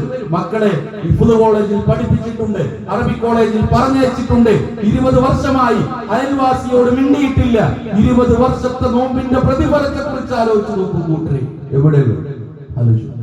നിസാരമായ ഒരു വിഷയമാണോ ഇത്? പിണക്കവുമായിട്ട് നമ്മൾ എടുത്ത നന്മകളെ കുറിച്ച് ആലോചിച്ചു നോക്കൂ. അവര് പരസ്പരം നന്നാകുന്നത് വരെ അവരെ വെയിറ്റ് ചെയ്യൂ. പാപങ്ങൾ പുറത്തു കൊടുക്കേണ്ടതില്ല എന്ന് പറയുന്നവരുടെ കൂട്ടത്തിലാണോ നമ്മൾ ഉള്ളത്? പ്രിയപ്പെട്ടവരെ, മാറാൻ കഴിയും. ആളുകൾ ഇങ്ങനെ കേൾക്കുമ്പോ അങ്ങനെ മനസ്സിലാകും, പ്രസംഗിക്കുന്ന ആളുകൾക്ക് ഇതൊക്കെ പറഞ്ഞങ്ങനെ പോയാ മതി. അവൻ എന്നോട് ചെയ്തത് നിങ്ങൾക്കറിയില്ല, അവൾ എന്നോട് ചെയ്തത് അറിയില്ല. അത് അറിയുമായിരുന്നെങ്കിൽ നിങ്ങളിത് പറയില്ല. അത്രമാത്രം എന്നെ പ്രയാസപ്പെടുത്തി, കഷ്ടപ്പെടുത്തി, സാമ്പത്തിക നഷ്ടമുണ്ടാക്കി, കുടുംബത്തിൽ എന്നെ കണ്ടെത്തിയാക്കി. അവളുടെ 4 പവന്റെ മാല കാണാതായപ്പോ ഞാൻ എടുത്തു വന്ന് ആ കുടുംബത്തിൽ ഒരു കല്യാണത്തിന്റെ ഫംഗ്ഷനിൽ വെച്ച് പറഞ്ഞു. ഞാൻ അവളോട് മിണ്ടില്ല. ഒരു ന്യായം പറയാം. നമ്മളെ എന്ത് ആക്രമിച്ചാലും ശരി, നമ്മെ എങ്ങനെ പ്രയാസപ്പെടുത്തിയാലും ശരി, അങ്ങാടിയിൽ വെച്ച് ആളുകൾക്കിടയിൽ അപമാനിച്ചാലും ശരി, അവനോട് ഇസ്ലാമികപരമായി പിണങ്ങി നിൽക്കാൻ ഒരു ഓപ്ഷനുമില്ല. നമ്മുടെ വാതിൽ നമ്മൾ നിർവഹിക്കും. ചിലപ്പോൾ നമ്മൾ വീട്ടിൽ ചെന്ന് കോളിംഗ് ബെല്ലടിച്ചൊരു സലാം പറഞ്ഞാൽ അവസാനിക്കുന്ന പ്രശ്നം ഉണ്ടാവുള്ളൂ. ചിലപ്പോൾ നേരെ തിരിച്ചു സംഭവിക്കാൻ കോളിംഗ് ബെല്ലടിച്ച് വാതിൽ തുറക്കുമ്പോ നിന്നോടല്ലേ പറഞ്ഞത് എന്റെ വീട്ടിലേക്ക് വരരുതെന്ന്, ഇറങ്ങിപ്പോടാ എന്ന് പറഞ്ഞേക്കാം. നമ്മുടെ വാതിൽ അവസാനിച്ചു. വാട്സപ്പിൽ അസ്സലാമു അലൈക്കും എന്നൊരു സ്റ്റിക്കർ ഇട്ടാൽ തീരുന്ന പിണക്കേ ഉണ്ടാവും. ചിലപ്പോ പ്രിയപ്പെട്ടവരെ, റമദാനിനെ സ്വീകരിക്കാൻ മണിക്കൂറുകൾ മാത്രം മുന്നിലുള്ളപ്പോൾ നമ്മുടെ ഹൃദയത്തോട് ചോദിക്കേണ്ടത് ഞാൻ ആരോട് പിണങ്ങി നിൽക്കുന്നുവെന്ന. അവിടെ ഒരു ദുരഭിമാനം നടിക്കേണ്ടതില്ല. വിളിക്ക, ക്ലാസ് കഴിഞ്ഞ് പോകുമ്പോ വിളിക്ക, നീ എവിടെയുള്ളത്, എനിക്കൊന്ന് കാണണം, നമ്പറുണ്ട്. പലപ്പോഴും അതെടുത്ത് വാട്സപ്പ് തുറന്ന് ആ DP ഒക്കെ ഒന്ന് നോക്കി അതിങ്ങനെ നോക്കിയിരിക്കും. ഒരു സലാം അയച്ചാലോ എന്നൊക്കെ ഇങ്ങനെ തോന്നിപ്പോകും. പക്ഷെ അയക്കൂല, പിണങ്ങി നിൽക്കും. എന്താ കാരണം? പ്രത്യേകിച്ച് കാരണമൊന്നും ആലോചിച്ച് നോക്കണേ. കളവ് പറയാൻ പാടില്ല, നമുക്കറിയാം. പക്ഷെ കളവ്, ചെറിയ കളവൊക്കെ റസൂലുള്ളാഹി സ്വല്ലല്ലാഹു അലൈഹി വസല്ലം അനുവദിച്ചു തന്നിട്ടുണ്ട്. അത് ഒന്ന് ഈ വിഷയത്തിലാണ്. 2 ആളുകളുടെ പിണക്കം തീർക്കാൻ വേണമെങ്കിൽ ചെറിയ കളവുകൾ പോലും പറയാമെന്ന് പറയുമ്പോൾ നമ്മൾ ആരും പരസ്പരം പിണങ്ങി നിൽക്കുന്നില്ല. സൂചിപ്പിച്ചല്ലോ, പരിചയത്തിലുണ്ട്, നമ്മുടെ ചുറ്റുപാടുകളിലുണ്ട്, മനുഷ്യരല്ലേ, എല്ലായിടത്തും ഉണ്ടാകും. ഈമാനിന്റെ കരുത്തുകൊണ്ട് അതിൽ നിന്ന് മാറി നിൽക്കാൻ, ആ പിണക്കത്തെ ഇണക്കമാക്കാൻ കഴിയണം. നമ്മുടെ കൂട്ടുകാർ ചിലപ്പോ പിണങ്ങി നിൽക്കുന്നവരുണ്ടാവാം, അവരെ ഒന്ന് ഇണക്കമാക്കി മാറ്റാൻ ഈ റമദാനിന്റെ മണിക്കൂറുകൾ മാത്രം ബാക്കി നിൽക്കുമ്പോൾ പ്രിയപ്പെട്ടവരെ നമുക്കതിന് സാധിച്ചാൽ നമ്മൾ ചെയ്യുന്ന ഏറ്റവും വലിയൊരു നന്മയായിരിക്കും. ഒരാള് രണ്ടാളുകൾ തമ്മിൽ പിണങ്ങി നിൽക്കും. ഒരാളുടെ അടുത്ത് നമ്മൾ പോയിട്ട് പറയാ, നീ പിണങ്ങി നിൽക്കുന്ന ഇന്നയാളില്ലേ, അയാൾ എന്നെ അങ്ങാടിയിൽ നിന്ന് കണ്ടു, എവിടെ കണ്ടിട്ടില്ല, ഞാൻ അങ്ങാടിയിൽ വെച്ച് കണ്ടപ്പോ എന്നോട് പറഞ്ഞത് എന്തെന്നറിയോ, നിന്നോട് മിണ്ടണമെന്നാണ്, നിന്നോട് മിണ്ടണമെന്നാ പറഞ്ഞത്. അഥവാ കണ്ടിട്ടുണ്ടെങ്കിൽ തന്നെ എന്താ പറയാന്നറിയോ, അവൻ ഒറ്റയ്ക്ക് കിട്ടിയ കൊല്ലുന്നായിരിക്കും പറഞ്ഞിട്ടുണ്ടാവുക. അത് നമ്മളിവിടെ വന്ന് മാറ്റി ഒരു കളവാക്കി അവതരിപ്പിച്ചു, നിന്നോട് മിണ്ടണമെന്ന് പറഞ്ഞിട്ടുണ്ട്. രണ്ടാമത്തെ ആളോട് പോയിട്ട് പറഞ്ഞു, ഞാൻ ഇന്ന ആളെ കണ്ടു, അയാൾക്കും നിന്നോടൊന്ന് മിണ്ടണമെന്ന് താല്പര്യമുണ്ട്. പിന്നെ ഈ രണ്ടാളുകൾ ഇടയ്ക്ക് എവിടെയോ വെച്ച് കാണുമ്പോൾ ഇവരെ മനസ്സിലാണ് എന്നോട് മിണ്ടണമെന്ന് ആഗ്രഹമുണ്ടല്ലേ എന്ന് തോന്നും. വലിയ നീണ്ടുനിന്ന പതിറ്റാണ്ടുകൾ നീണ്ടുനിന്ന പിണക്കം ഒരുപക്ഷേ അവിടെ മാറിപ്പോയേക്കാം. പള്ളിയിൽ വന്ന് നമസ്കരിക്കാൻ നിൽക്കാൻ, നമസ്കാരം തുടങ്ങിയിട്ടുണ്ട്, തക്ബീർ കെട്ടാൻ നിൽക്കുമ്പോഴാ തൊട്ടടുത്ത് നിൽക്കുന്നത് ആരാ? താൻ പിണങ്ങി നിൽക്കുന്നയാളാണ്. ആ തക്ബീർ കെട്ടാൻ ഉയർത്തിയ കൈയിനെ പിൻവലിച്ച് ആ സ്വപ്പിന്റെ വലതുഭാഗത്ത് നിൽക്കാതെ ഇടതുഭാഗത്തേക്ക് മാറി നിൽക്കുന്നവരുണ്ട്. എന്തു നമസ്കാരമാണ് കൂട്ടരുള്ളത്. ജുമയ്ക്ക് അടുത്തിരുന്ന് അറിയാതെ ഇരുന്നു പോയി ആ ജുമ തീരുവോളം ആലോചിക്കുന്നത് വല്ലാത്ത ഇടങ്ങേറായി, എങ്ങനെ ഇവിടെ നിന്ന് മാറി നിൽക്കുന്ന പ്രിയപ്പെട്ടവരെ, ആരോടെങ്കിലും പിണങ്ങി നിൽക്കുന്നുവെങ്കിൽ ആ പിണക്കവുമായാണ് വിശുദ്ധ റമദാനിനെ സ്വീകരിക്കാൻ തയ്യാറായിട്ടുള്ളതെങ്കിൽ പ്രിയപ്പെട്ടവരെ, ഇല്ല, ആ റമദാനിന്റെ പ്രതിഫലം കിട്ടൂല. ഉറക്കൊടിച്ച് തറാവീഹ് നമസ്കരിക്കുന്ന പ്രതിഫലം കിട്ടൂല. കരഞ്ഞ് തഹജ്ജുദിൽ കിടന്ന് മുസല്ല നനയുവോളം പ്രാർത്ഥിച്ച് പടച്ച റബ്ബേ പുറത്തു തരണേ എന്ന് പ്രാർത്ഥിക്കുമ്പോഴും നമ്മെ കുറിച്ച് പറയുക, അവര് നന്നാകുന്നത് വരെ പുറത്തു കൊടുക്കേണ്ടെന്നാണ്. അതുകൊണ്ട് റമദാനിനെ സ്വീകരിക്കാൻ നിൽക്കുമ്പോൾ നമ്മൾ ശ്രദ്ധിക്കേണ്ടത് രണ്ടാമത്തെ വിഷയം, ശിർക്കില്ല എന്ന് ഉറപ്പുവരുത്തുക. അതേപോലെ തന്നെ പിണക്കം എന്റെ ജീവിതത്തിൽ ഇല്ല എന്ന് ഉറപ്പുവരുത്തുക. മൂന്നാമത്തെ ഒരു വിഷയം എന്തെന്നറിയോ, മോശം സംസാരവും പ്രവർത്തനവും ഒഴിവാക്കുക. റമദാനിൽ മാത്രം ഒഴിവാക്കേണ്ടതല്ല, വിശ്വാസിയുടെ ജീവിതത്തിൽ ഉണ്ടാകാൻ പാടില്ല മോശം സംസാരവും പ്രവൃത്തിയും. അവിടെയാണ് റസൂലുള്ളാഹി സ്വല്ലല്ലാഹു അലൈഹി വസല്ലം പറയുന്നു, ആരെങ്കിലും ചീത്ത സംസാരവും ചീത്ത പ്രവർത്തനവും ഉണ്ടെങ്കിൽ അല്ലാഹുവിന് വേണ്ട, അല്ലാഹുവിന് വേണ്ടാത്തതെന്താ, അവൻ ഭക്ഷണം ഒഴിവാക്കണമെന്ന് അല്ലാഹുവിന് നിർബന്ധമില്ല. അവൻ വെള്ളം കുടിക്കാതെ ദാഹം സഹിച്ചു നിൽക്കണമെന്ന് അല്ലാഹുവിന് നിർബന്ധമില്ല. കുറെ ആളുകൾ അങ്ങനെയുണ്ട്, ഭക്ഷണമൊന്നും കഴിക്കൂല, വായ തുറന്നാൽ മറ്റൊരാളെ അപരനെ പ്രയാസപ്പെടുത്തി കുറ്റപ്പെടുത്തി. റമദാനിലും ചിലപ്പോൾ ഒഴിവുണ്ടാവില്ല. ചില ആളുകൾ പറയും, നോമ്പ് തുറക്കട്ടെ കാണിച്ചു, ഇതിന്റെ റീപ്ലൈ നോമ്പ് തുറന്നിട്ട് തരാം. എന്ത് നോമ്പാ പിന്നെ കിട്ടിയത്? ആ നോമ്പ് കൊണ്ട് എന്തു നേടി? പ്രിയപ്പെട്ടവരെ, ആ നോമ്പ് കൊണ്ട് എന്തു നേടി? നോമ്പ് തുറന്നിട്ടുള്ളതിനുള്ള മറുപടി തരാന്ന് പറഞ്ഞ പിന്നെ എന്താണ് ആ നോമ്പ് കൊണ്ട്? അതുകൊണ്ട് ചീത്ത സംസാരങ്ങൾ പാടേയില്ല. റമദാനിലേക്ക് നമ്മൾ പ്രവേശിക്കാനിരിക്കുമ്പോ നമ്മുടെ നാവിനൊരു നിയന്ത്രണം വെക്കാൻ കഴിയും. ചില ആളുകൾ പറയും, എനിക്കത് നിയന്ത്രിക്കാൻ കഴിയുന്നില്ല, അത് അവനെ കാണുമ്പോൾ ഞാൻ അങ്ങനെ പറഞ്ഞു പോവാണ്. പ്രിയപ്പെട്ടവരെ, ഈ റമദാനിൽ തീരുമാനമെടുക്കാൻ നമുക്ക് കഴിയണം. നാലാമത്തെ ഒരു കാര്യം എന്തെന്നറിയോ, അള്ളാഹു ഹറാമാക്കിയ ചിലത് അതൊക്കെ അറിയാതെ ചിലപ്പോൾ ജീവിതത്തിൽ കടന്നു വരുമെന്നാണ്. അത് ഗൗരവത്തോടു കൂടി ആലോചിക്കണം.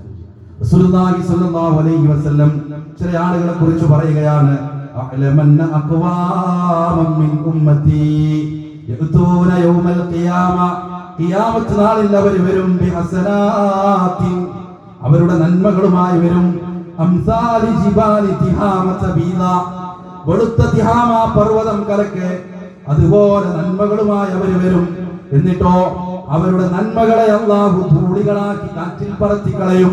ഒരുപാട് നോമ്പുണ്ട്, ഒരുപാട് നന്മകളുണ്ട്. ആ നന്മകളുമായി പരലോകത്ത് വരുമ്പോഴും ആ മനുഷ്യന്റെ നന്മകളെ അങ്ങ് ഇല്ലാതാക്കി കളയും. ഇത് കേട്ടപ്പോ തൗബ റളിയല്ലാഹു അൻഹു ചോദിക്കുകയാണ്, സിഫുൽ ലനാ ജല്ലിഹിൽ ലനാ, അവരെ കുറിച്ച് ഞങ്ങൾക്ക് പറഞ്ഞു തരൂ പ്രവാചകരെ. അവരുടെ വിശേഷണങ്ങളൊക്കെ ഞങ്ങൾക്കൊന്ന് പറഞ്ഞു തരൂ. അല്ലാ നകൂന മിൻഹും വനഹ്നു ലാ നഅലം. ഞങ്ങൾ അറിയാതെ പോലും അത്തരം ആളുകളുടെ പ്രവർത്തനത്തിൽ ചെന്നു പെടാതിരിക്കാനാണ്, ചാടാതിരിക്കാനാണ് അത്തരം ആളുകളെ കുറിച്ച് ഞങ്ങൾക്ക് അറിയിച്ചു തരൂ. റസൂലുള്ളാഹി സ്വല്ലല്ലാഹു അലൈഹി വസല്ലം ഇങ്ങനെ വിശദീകരിച്ചു കൊടുക്കാൻ, അവർ നിങ്ങളിൽപ്പെട്ട ആളുകളാണ്, അവർ രാത്രി ഹയാത്താക്കുന്ന രാത്രി നമസ്കാരത്തിന്റെ ആളുകളാണ്, നിങ്ങളെപ്പോലെ വിശ്വാസികളാണ് അവർ. പക്ഷേ വലാകിന്നഹും അഖ്വാമുൻ, അവരുടെ പ്രത്യേകത എന്തെന്നറിയുമോ? ഇദാ ഖലൗ ബിമഹാരിമില്ലാഹി ഇൻതഹഖൂഹാ, അല്ലാഹു ഹറാമാക്കിയ ചിലതുണ്ട്, അവർ ഒറ്റക്കായാൽ ആ ഹറാമിലേക്ക് അവർ പ്രവേശിക്കും. ഒറ്റക്കിരിക്കുന്ന സമയത്ത് പടച്ചറപ്പിനെ മറന്നുപോകും. നാട്ടുകാർക്കിടയിൽ മാന്യനാണ്, കുട്ടികൾക്കിടയിൽ മാന്യനാണ്, കുടുംബത്തിൽ നല്ലയാളാണ്, അയൽവാസികൾക്കിടയിൽ നല്ല പേരാണ്, കുടുംബത്തിനിടയിൽ നല്ല മാന്യനായി ചമയുന്നു. ഒറ്റക്കായാൽ അല്ലാഹുവിനെ മറക്കുന്നു. സ്മാർട്ട് ഫോണുമായി ഒറ്റക്കാകുന്ന സന്ദർഭങ്ങൾ അതല്ല, ഒരു യാത്ര പോയി, കൂട്ടുകാരില്ല, നാട്ടുകാരില്ല, ആരും പരിചയമുള്ളവർ കാണാനില്ല എന്ന് വരുമ്പോ ലഹരിയിലേക്ക് കടന്നു പോകുന്നവർ, വ്യഭിചാരത്തിലേക്ക് കടന്നു പോകുന്നവർ, അത്തരം ആളുകളുടെ എത്ര നന്മയുണ്ടെങ്കിലും അവർ പരലോകത്ത് വരും. ആ പരലോകത്ത് അവരുടെ നന്മകളെ പടച്ച റബ്ബ് കാറ്റിൽ പറത്തി കളയുമെന്നാണ്. നമ്മുടെ ജീവിതത്തിൽ ഇങ്ങനെ സംഭവിച്ചാൽ ഒരു നോമ്പ് കൊണ്ടും കാര്യമില്ല. ആ നോമ്പൊക്കെ പടച്ച റബ്ബ് ഇങ്ങനെ അതിങ്ങനെ ഇല്ലാതെയാക്കുന്ന. അതേപോലെ തന്നെയാണ് റസൂലുള്ളാഹി സ്വല്ലല്ലാഹു അലൈഹി വസല്ലം പറയുകയാണ്, എന്റെ ഉമ്മത്തിലെ പാപ്പരായ ആളുകളുണ്ട്. സ്വഹാബാക്കളോട് ചോദിച്ചു, സ്വഹാബികളെ പാപ്പരായവരെന്ന് പറഞ്ഞാൽ ആരാണ്? ആ സമയത്ത് സ്വഹാബാക്കൾ കൊടുക്കുന്ന മറുപടിയുണ്ട്, അൽ മുഫ്ലിസു ഫീനാ, ഞങ്ങൾക്കിടയിലെ പാപ്പരായവർ എന്ന് പറഞ്ഞാൽ മല്ലാ ദിർഹമ ലഹു വലാ മതാ, പണമില്ലാതെ ദിർഹമില്ലാതെ ഉപജീവനത്തിന് ഒരു മാർഗവുമില്ലാതെ പ്രയാസപ്പെടുന്നവരെയാണ് ഞങ്ങൾ പാപ്പരെന്ന് പറയുക റസൂലേ.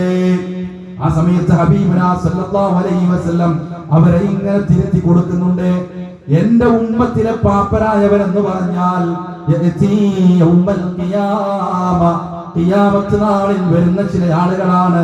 ബിസ്വലാത്തിൻ, അവരുടെ നമസ്കാരവുമായി, ബിസിയാമിൻ, അവരുടെ നോമ്പുമായി, വസകാത്തിൻ, അവരുടെ സകാത്തുമായി, നോമ്പുകാരായി, നമസ്കാരക്കാരായി, ദാനധർമ്മത്തിന്റെ ആളുകളായി, സകാത്തിന്റെ ആളുകളായി കൊണ്ട് പരലോകത്ത് വരുന്ന ചില ആളുകളുണ്ട്. അവിടെ വെച്ച് എന്തു ചെയ്യുമെന്നോ അവരുടെ നന്മകൾ എങ്ങനെ അവിടെ വെച്ച് വീതം ചെയ്യപ്പെടും. അവൻ ദുനിയാവിൽ ഉപദ്രവിച്ച ചില ആളുകളുണ്ട്, അവർക്കതാ അവന്റെ നന്മയിൽ നിന്ന് ഓഹരി എടുത്തു കൊടുക്കും. അവൻ ചില ആളുകളുടെ സമ്പത്ത് അന്യായമായി ഭുജിച്ചിട്ടുണ്ട്, അവർക്കതാ ഇവന്റെ നന്മകൾ എടുത്തു കൊടുക്കും. അവൻ കളിയാക്കിയ ആളുകളുണ്ട്, ഉപദ്രവിച്ച ആളുകളുണ്ട്, അടിച്ച ആളുകളുണ്ട്, പ്രയാസപ്പെടുത്തിയ ആളുകളുണ്ട്, അവർക്കെല്ലാം അവന്റെ നന്മകൾ അങ്ങ് എടുത്തു കൊടുക്കും. അവസാനം ആ മനുഷ്യന്റെ നന്മകൾ തീരും. എന്നാലും അവൻ ഉപദ്രവിച്ച ആളുകൾ അവിടെ ബാക്കിയുണ്ട്. എന്തു ചെയ്യുമെന്നോ അവരുടെ തിന്മയെടുത്തിതായി മനുഷ്യന് കൊടുക്കും. നോമ്പുമായി, സക്കാത്തുമായി, നമസ്കാരവുമായി വന്ന മനുഷ്യനെ അതാ അവസാനം നരകത്തിലേക്ക് വലിച്ചെറിയുന്ന കാഴ്ച. അവരാണ് യഥാർത്ഥത്തിൽ എന്റെ ഉമ്മത്തിലെ പാപ്പരായ ആളുകൾ എന്ന് റസൂലുള്ളാഹി സ്വല്ലല്ലാഹു അലൈഹി വസല്ലം പറയുമ്പോൾ, പ്രിയപ്പെട്ടവരെ, നമ്മൾ തിരിഞ്ഞു നോക്കേണ്ടത് നമ്മുടെ ജീവിതത്തിലേക്കാണ്. നാം കളിയാക്കിയ ചില ആളുകളുണ്ട്, നാം ചില ഇരട്ട പേരുകൾ ഇട്ടുകൊടുത്ത ചില ആളുകളുണ്ട്. അവന്റെ ശാരീരികമായ പ്രത്യേകതകൾ വെച്ച് അവന് മോശപ്പെട്ട ഒരു പേര് സമ്മാനിച്ചത് നമ്മളാണ്. അവൻ ആ പേരുമായി ഇതാ നമ്മുടെ നാടുകളിൽ, നമ്മുടെ മഹല്ലുകളിൽ വർഷങ്ങളായിട്ട് നീറി പുകഞ്ഞുകൊണ്ട് ജീവിക്കുന്നു. ആളുകൾ അവന്റെ സ്വന്തം പേര് പോലും മറന്നു പോകുന്നു. നമ്മളിട്ട പേരാണ്, അവനെ പ്രയാസപ്പെടുത്തിയ പേരാണ് അവനെ വിളിക്കുന്നത്. ആ പേര് കൊണ്ടാണ് അവൻ അറിയപ്പെടുന്നത്. സ്വന്തം കുട്ടി പോലും വാപ്പയെ ആ പേര് വെച്ച് വിളിക്കുമ്പോ ആ മനുഷ്യന്റെ നെഞ്ചു പൊട്ടും. ആരാ കാരണക്കാരൻ? നമ്മളാണ്. ഒരു തമാശക്ക് വേണ്ടി കൂട്ടുകാർക്കിടയിൽ ഒരു ഇരട്ട പേര്, നാട്ടിലേക്ക് ചിലപ്പോൾ വേറെ ഒരു വാക്കായിരിക്കും പറയാം, ഇല്ലാത്തൊരു കളിയാക്കുന്ന ഒരു പേര് സമ്മാനിച്ചു. ആ പേരുമായിട്ട് അങ്ങനെ നടക്കുക. നമ്മൾ നമസ്കാരം നോമ്പുമായിട്ട് ഇങ്ങനെ പോവാ. ആ മനുഷ്യനെ കണ്ട് എനിക്കന്ന് പറ്റിപ്പോയതാണ്, എനിക്ക് പുറത്തുതാ എന്ന് പറയാതെ, പ്രിയപ്പെട്ടവരെ, നമ്മുടെ നോമ്പ് എവിടെയും നമുക്ക് ഗുണമാവൂല, ഉണ്ടാവില്ല. ആ നോമ്പിന്റെ പ്രതിഫലം കിട്ടില്ല. അതുകൊണ്ട് നാവിന് ലൈസൻസ് കൊടുക്കുക. അതേപോലെ പ്രവർത്തനങ്ങളിലൊക്കെ സൂക്ഷ്മത വേണം. അതേപോലെ തന്നെ നമ്മൾ മനസ്സിലാക്കേണ്ട ഒരു വിഷയം തരുമോ, ചില ആളുകൾ നമസ്കാരം ഒഴിവാക്കുന്ന ചില ആളുകളാണ്. നമസ്കാരം ഒഴിവാക്കുന്നതാണ്. റമദാനിൽ ചിലപ്പോൾ റമദാൻ സ്പെഷ്യൽ ടീമായിട്ട് വരും. നമ്മുടെ പള്ളിയിലെ അവസ്ഥയ്ക്ക് സാധാരണ എല്ലായിടത്തും വരും. റമദാനാകുമ്പോൾ പള്ളിയിൽ ആള് കൂടുതലുണ്ട്. അത് റമദാൻ കഴിഞ്ഞ് പെരുന്നാളിന്റെ തലേ ദിവസം ആകുന്നതോടുകൂടി അതങ്ങനെ ഇല്ലാതാവും. റമദാനിൽ മാത്രം പള്ളിയിൽ വരുന്ന ആള്, റമദാനിൽ മാത്രം നമസ്കരിക്കും. റമദാനിൽ നമസ്കരിച്ചിട്ടില്ലെങ്കിൽ എന്തോ പ്രശ്നം. റമദാന് കഴിഞ്ഞ് പെരുന്നാളിന്റെ അന്നത്തെ ളുഹർ പോലും ഒഴിവാക്കുന്നയാണ്. നമസ്കാരം എന്ന് പറഞ്ഞ വലിയ വിഷയം. നമസ്കാരത്തെ കുറിച്ച് പറഞ്ഞത് ഇന്ന ബൈന റജുലി വബൈന ശിർക്കി വൽ കുഫ്രി, ഒരു മനുഷ്യന്റെയും ശിർക്കിന്റെയും കുഫ്റും, ഒരു മനുഷ്യൻ ശിർക്ക് കുഫ്ർ, അതിനിടയിലുള്ളത് അസ്വലാത്ത്, നമസ്കാരമാണെന്ന്. നമസ്കാരം ഒഴിവാക്കിയാൽ കുഫ്റിലേക്ക് എത്തില്ല. നമ്മൾ ആലോചിക്കേണ്ടത് നമ്മുടെ നമസ്കാരത്തെ. നമ്മളൊക്കെ നമസ്കരിക്കുന്ന ആളുകൾ തന്നെ. അതുകൊണ്ട് നമ്മളിവിടെ വന്നിരിക്കുന്നതൊക്കെ എല്ലാവരും അങ്ങനെയല്ലല്ലോ. നമ്മുടെ പരിചയത്തിൽ, നമ്മുടെ വീടുകളിൽ, കുടുംബത്തിൽ പ്രിയപ്പെട്ടവരെ അവരെ വിളിച്ചു പറയാൻ കഴിയും. റമദാനിലെ നമസ്കാരം മാത്രം ആവരുത്, റമദാന് കഴിഞ്ഞാലും നമസ്കാരം ഉണ്ടാവണം. നമസ്കാരം ഉപേക്ഷിക്കുന്ന ഒരു മനുഷ്യൻ അവൻ ഒരു നന്മയും പരലോകത്ത് ഗുണകരമാവില്ല എന്ന് റസൂലുള്ളാഹി സ്വല്ലല്ലാഹു അലൈഹി വസല്ലം പറഞ്ഞു വെക്കുന്നുണ്ട്. പ്രിയപ്പെട്ടവരെ, റമദാനിനെ കുറിച്ച് നമ്മൾ പറഞ്ഞു. എന്തുകൊണ്ട് നമ്മൾ റമദാനിനെ സ്വീകരിക്കുന്നു, താല്പര്യത്തോടു കൂടി റമദാനിനെ കാത്തു നിൽക്കുന്നു എന്നതാണ്. എന്തുകൊണ്ട് എന്ന ചോദ്യത്തിന്റെ ഉത്തരം എന്താ പറയുന്നത് വിശുദ്ധ ഖുർആൻ. യാ അയ്യുഹല്ലദീന ആമനൂ, നമ്മയാണ് വിളിച്ചത്, സത്യവിശ്വാസികളെയാണ് വിളിച്ചത്. കുതിബ അലൈക്കുമുസ്സിയാമു, നിങ്ങൾക്കിതാ നോമ്പ് നിയമമാക്കിയിരിക്കുന്നു, നിർബന്ധമാക്കിയിരിക്കുന്നു. കമാ കുതിബ അലല്ലദീന മിൻ ഖബലിക്കും, നിങ്ങൾക്ക് മുമ്പുള്ള സമുദായത്തിനും നോമ്പ് നിയമമാക്കിയതുപോലെ നിങ്ങൾക്കിതാ നോമ്പ് നിയമമാക്കിയിരിക്കുന്നു. എന്തിന് നോമ്പ് നിയമമാക്കിയ? പാവപ്പെട്ട ആളുകളുടെ പട്ടിണിയുടെ വേദന അറിയാനാ, വിശക്കുന്നവന്റെ വേദന അറിയാനാ. ചില ആളുകൾ നോമ്പിനെ കുറിച്ച് കാത്തിരിക്കുന്നത് നോമ്പ് വന്നിട്ട് വേണം ഒന്ന് ഡയറ്റ് ഒന്ന് ക്ലിയർ ആക്കാൻ, ബോഡിയൊക്കെ സെറ്റാക്കാൻ. നേരെ തിരിച്ചാലോചിക്കുന്നു. നോമ്പ് വന്നിട്ട് വേണം നന്നായി ഭക്ഷണം കഴിച്ച് തടിയൊക്കെ ഒന്ന് ഉഷാറാക്കാൻ. നോമ്പ് വന്നിട്ട് വേണം എന്റെ ബിസിനസ് ഒന്ന് വളർത്താൻ എന്നൊക്കെ ആലോചിക്കുന്നവരുണ്ട്. യഥാർത്ഥത്തിൽ ഒരു വിശ്വാസിയുടെ ലക്ഷ്യം എന്താ? അവൻ നോമ്പിലൂടെ നേടേണ്ടത് എന്താ? വിശുദ്ധ ഖുർആൻ അതാ തുടർന്ന് പറയുന്നു, ലഅല്ലകും തത്തഖൂൻ, നിങ്ങൾ തെക്കുവയുള്ളവരായി മാറാൻ വേണ്ടിയിട്ടാണ്. തെക്കുവയുള്ളവരാകാൻ വേണ്ടി നമുക്ക് തോന്നുന്നുണ്ട്, നമ്മളൊക്കെ നല്ല തെക്കുവയുള്ളവരാ തോന്നുന്നുണ്ട്. എന്തേ തെക്കുവയുള്ളവരായി മാറാൻ കഴിയാത്തത്? എത്ര വർഷത്തെ നോമ്പ് എന്റെ ജീവിതത്തിൽ എനിക്ക് കിട്ടി, തെക്കുവയുള്ളവരായി മാറിയോ എന്നാണ്. എങ്ങനെ ഒരാൾക്ക് തെക്കുവയുണ്ടായി എന്നറിയാം. അയാളുടെ നമസ്കാരത്തിൽ അയാൾ നിൽക്കുന്ന സൊഫിന്റെ സ്ഥലം നോക്കി, ആ മനുഷ്യന്റെ താടി നോക്കി, ആ മനുഷ്യന്റെ വസ്ത്രം നോക്കി, സംസാരം നോക്കി മാത്രം തെക്കുവയാളക്കാൻ കഴിയൂല. എന്നാൽ തെക്കുവയുള്ള ആൾ ഒന്നാമത്തെ സൊഫിലുണ്ടാവും, അയാളുടെ താടിയിലുണ്ടാവും, അയാളുടെ വേഷവിധാനങ്ങളിലുണ്ടാവും, സംസാരങ്ങളിലുണ്ടാവും, ഒക്കെ ശരി. അപ്പൊ അടുത്ത് കഴിഞ്ഞ ദിവസങ്ങളിൽ 5 കൊണ്ട ഒരു പയ്യൻ, ചെറുപ്പക്കാരൻ, ആ ചെറുപ്പക്കാരനെ പറ്റി എത്ര അതിക്രൂരമായ കൊലപാതകങ്ങൾ കുടുംബത്തിൽ നിന്ന് സ്വന്തം അനിയനെ പോലും കൊല ചെയ്യാൻ ഒരു ചെറുപ്പക്കാരൻ തയ്യാറാകുമ്പോൾ ആ ചെറുപ്പക്കാരനെ പറ്റി അയൽവാസിയ ഒരു സ്ത്രീയുടെ ഇന്റർവ്യൂ കാണുകയാണ്. സ്ത്രീ പറഞ്ഞത് പള്ളിയിൽ പോണ ആളാണ്, അറിഞ്ഞുകൂടി പള്ളിയിൽ പോണ ആളാണ്, ഒരു മതസംഘടനയിൽ പ്രവർത്തിക്കുന്നയാളാണ്. പള്ളിയിൽ പോകുന്ന ഒരു മനുഷ്യൻ എങ്ങനെയാണ് തന്റെ കുടുംബത്തിലെ 5 അംഗങ്ങളെ കൊല ചെയ്യാൻ കഴിയും? അതുപോലെ ഒരു ജീവിയെ കല്ലെറിഞ്ഞാട്ടി ഓടിച്ച് വേദനിപ്പിക്കാൻ ഒരു വിശ്വാസിക്ക് പ്രയാസമാണ്. നമ്മളൊക്കെ ചിലപ്പോൾ ഇങ്ങനെ കല്ലെടുത്തെറിയുമ്പോ കോഴികളെ പൂച്ചകളെ ചിലപ്പോൾ എറിഞ്ഞതായിരിക്കും. ആ ചെറിയൊരു കല്ല് കൊണ്ടിട്ട് അതൊന്ന് കരഞ്ഞാൽ നമ്മുടെ ഉള്ളിൽ ചെറിയൊരു വേദന ഉണ്ടാവും. കൊണ്ടല്ലോ, നമ്മൾ ഉദ്ദേശിച്ചതല്ല എറിയ. ഇതാണ് ഒരു വിശ്വാസം. ഒരു പള്ളിയിൽ പോകുന്ന ഒരു മനുഷ്യൻ എങ്ങനെയാണ് സ്വന്തം മനിയനെ കഴുത്തറിച്ച് കൊല്ലാൻ കഴിയുന്നത്? ആലോചിച്ചു നോക്കൂ കൂട്ടരെ. അപ്പൊ എന്താ പള്ളിയിൽ പോകുന്നു എന്നതുകൊണ്ട് തെക്കുവയുണ്ടായോ? അതുകൊണ്ടല്ലേ റസൂലുള്ളാഹി സ്വല്ലല്ലാഹു അലൈഹി വസല്ലം പറഞ്ഞത് അത്തഖ്വ ഹാഹുന, ഇവിടെയാണ്. ഇടനെഞ്ചിലേക്ക് ചൂണ്ടി ഹബീബിനെ പറഞ്ഞു. തെക്കുവ എന്ന് പറഞ്ഞാൽ ഹൃദയത്തിലാണ്. അല്ലാഹു സുബ്ഹാനഹു വ തആലയെ കുറിച്ച് പറയാൻ, ഇന്നല്ലാഹ ലാ യൻദുറു ഇലാ സുവരികും വ അംവാലികും, അല്ലാഹു നിങ്ങളുടെ രൂപത്തിലേക്കല്ല നോക്കുന്നത്, നിങ്ങൾക്ക് എത്ര ആസ്തിയുണ്ടെന്നോ സമ്പത്തുണ്ടെന്നോ എന്നല്ല പടച്ച റബ്ബ് പരിഗണിക്കുന്നത്. വലാകിൻ യൻദുറു ഇലാ ഖുലൂബികും വഅഅമാലികും. അല്ലാഹു സുബ്ഹാനഹു വ തആല നോക്കുന്നത് നിങ്ങളുടെ ഹൃദയത്തിലേക്കാണ്, നിങ്ങളുടെ പ്രവർത്തനത്തിലേക്കാണെന്ന് പറയുമ്പോൾ വരാനിരിക്കുന്ന റമദാനിൽ നമ്മുടെ ഹൃദയത്തെ വിമലീകരിക്കാൻ, ശുദ്ധീകരിക്കാൻ കഴിയണം. നമ്മുടെ പ്രവർത്തനങ്ങളെ ഏകോപിപ്പിക്കാൻ ഈ റമദാൻ കൊണ്ട് കഴിയണം പ്രിയപ്പെട്ടവരെ. അതുകൊണ്ട് ഈ റമദാനിൽ നമ്മൾ എടുക്കേണ്ട ഒരു തീരുമാനം എന്തെന്നറിയോ? 2025 നോമ്പ് എന്റെ ജീവിതത്തിൽ ഒരു മാറ്റം ഉണ്ടാക്കണം. തീരുമാനം എടുക്കണം. ഒരു നന്മയെങ്കിലും ചേർത്ത് നിർത്താൻ കഴിയണം, ഒരു തിന്മയെങ്കിലും ജീവിതത്തിൽ നിന്ന് പറിച്ചു കളയാൻ കഴിയണം. എന്തേ നമുക്ക് കഴിയാത്ത? ഓരോ റമദാനിലും ഒരു ചെറിയ നന്മയെങ്കിലും ജീവിതത്തിൽ ചേർത്ത് നിർത്തിയിരുന്നെങ്കിൽ എന്റെ ജീവിതത്തിലെ 20 വർഷത്തെ റമദാൻ പറയാൻ കഴിയണം. 2020 ഉണ്ടായിരുന്ന റമദാനിലാണ് പലിശയിൽ നിന്ന് ഞാൻ മുക്തമായത്. പള്ളിയിൽ ഖുതുബ കേട്ടപ്പോൾ 2021 നോമ്പിലാണ്, ആ റമദാനിലാണ് ലഹരിയൊക്കെ ചെറുതായി ഉപയോഗിച്ചിരുന്ന ഞാന് ആ ലഹരി ഉപേക്ഷിക്കാൻ തുടങ്ങിയത്. നമുക്ക് പറയാൻ കഴിയും 2023 2025 നോമ്പോട് കൂടിയ ഇന്ന നന്മ എന്റെ ജീവിതത്തിലേക്ക് വന്നത്. തറാവീഹ് നമസ്കാരമുണ്ട്, അത് റമദാനിൽ മാത്രമുള്ളതല്ലല്ലോ. രാത്രി നമസ്കാരം എപ്പോഴും ഉള്ളതല്ലേ. റമദാനിൽ നമ്മൾ അങ്ങനെ നമസ്കരിക്കുന്നു എന്ന് മാത്രം. റമദാന് കഴിഞ്ഞാലും 11 വേണ്ട, 9 ഇല്ല, 7 ഇല്ല, 5 ഇല്ല, ഒരു 3 ഇൻഷാ അല്ലാഹ് ഞാൻ നിലനിർത്തും എന്ന് തീരുമാനമെടുക്കാൻ പ്രിയപ്പെട്ടവരെ കഴിയണം നമുക്ക്. ഉദാഹരണം പറഞ്ഞു, ഏതു മാറ്റവുമാവാം, ഏതു നന്മയുമാവാം. ഒരു 3 റക്അത്ത് നമസ്കരിക്കാൻ എത്ര സമയം വേണ്ടത് ആലോചിച്ചു. ഒരു 3 റക്അത്ത് നമസ്കരിക്കാൻ ഞാൻ രാത്രി ഉറങ്ങിയാൽ പിന്നെ എണീക്കില്ല, ഞാൻ അറിയില്ല, സുബഹിക്ക് അറിയുള്ളൂ എന്നാണെങ്കിൽ ഇശാ ജമാഅത്ത് കഴിഞ്ഞിട്ട് ഒരു 3 റക്അത്ത് പ്രിയപ്പെട്ടവരെ ജീവിതത്തിൽ തുടർച്ചയായി കൊണ്ടുപോകാൻ നമുക്ക് സാധിക്കേണ്ടതില്ലേ? വിശുദ്ധ ഖുർആനിൽ നിന്നൊരു പേജെങ്കിലും എന്റെ ജീവിതത്തിൽ ഇനി അങ്ങോട്ട് ഞാൻ എന്നും ഓതുമെന്ന് തീർച്ചയാക്കാൻ എന്തേ നമുക്ക് കഴിയാത്തത്? കൂട്ടരെ ആലോചിച്ച് നോക്കി, എത്ര സമയമാണ് ഒരു പേജ് ഓതാൻ?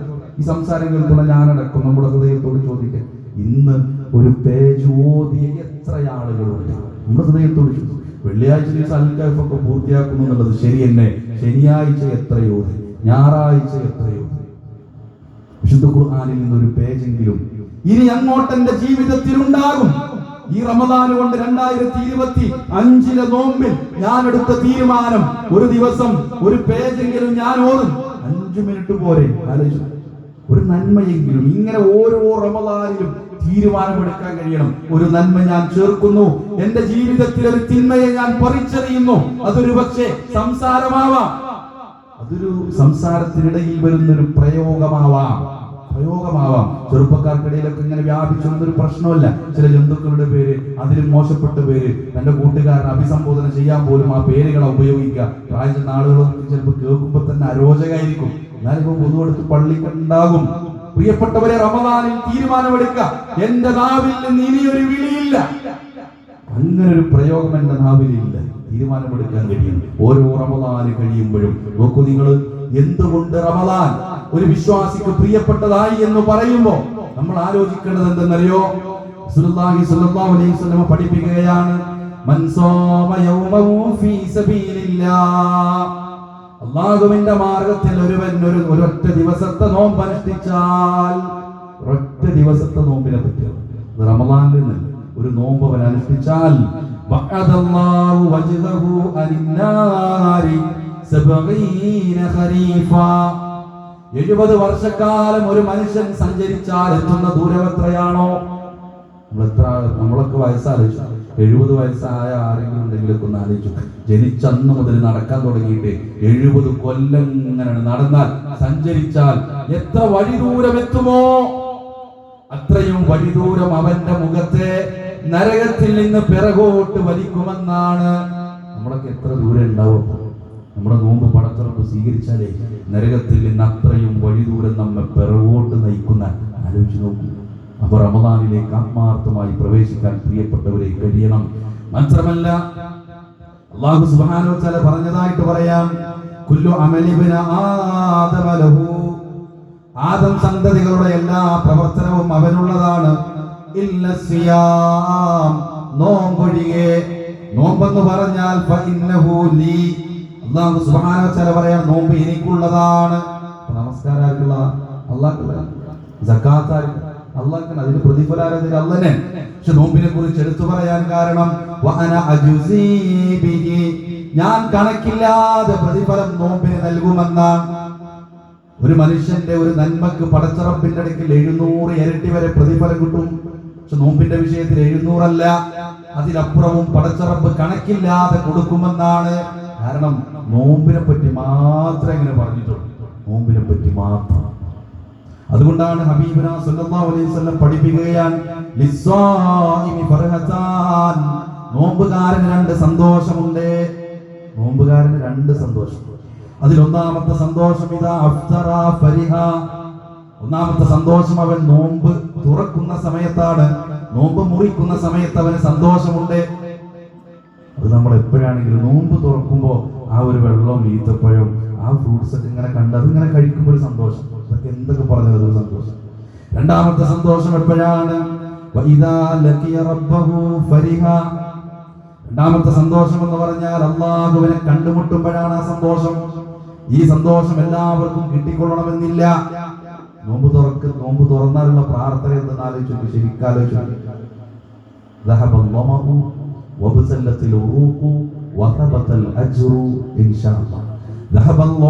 ദാഹം ശമിച്ചു, ദാഹം പോയി മാറി.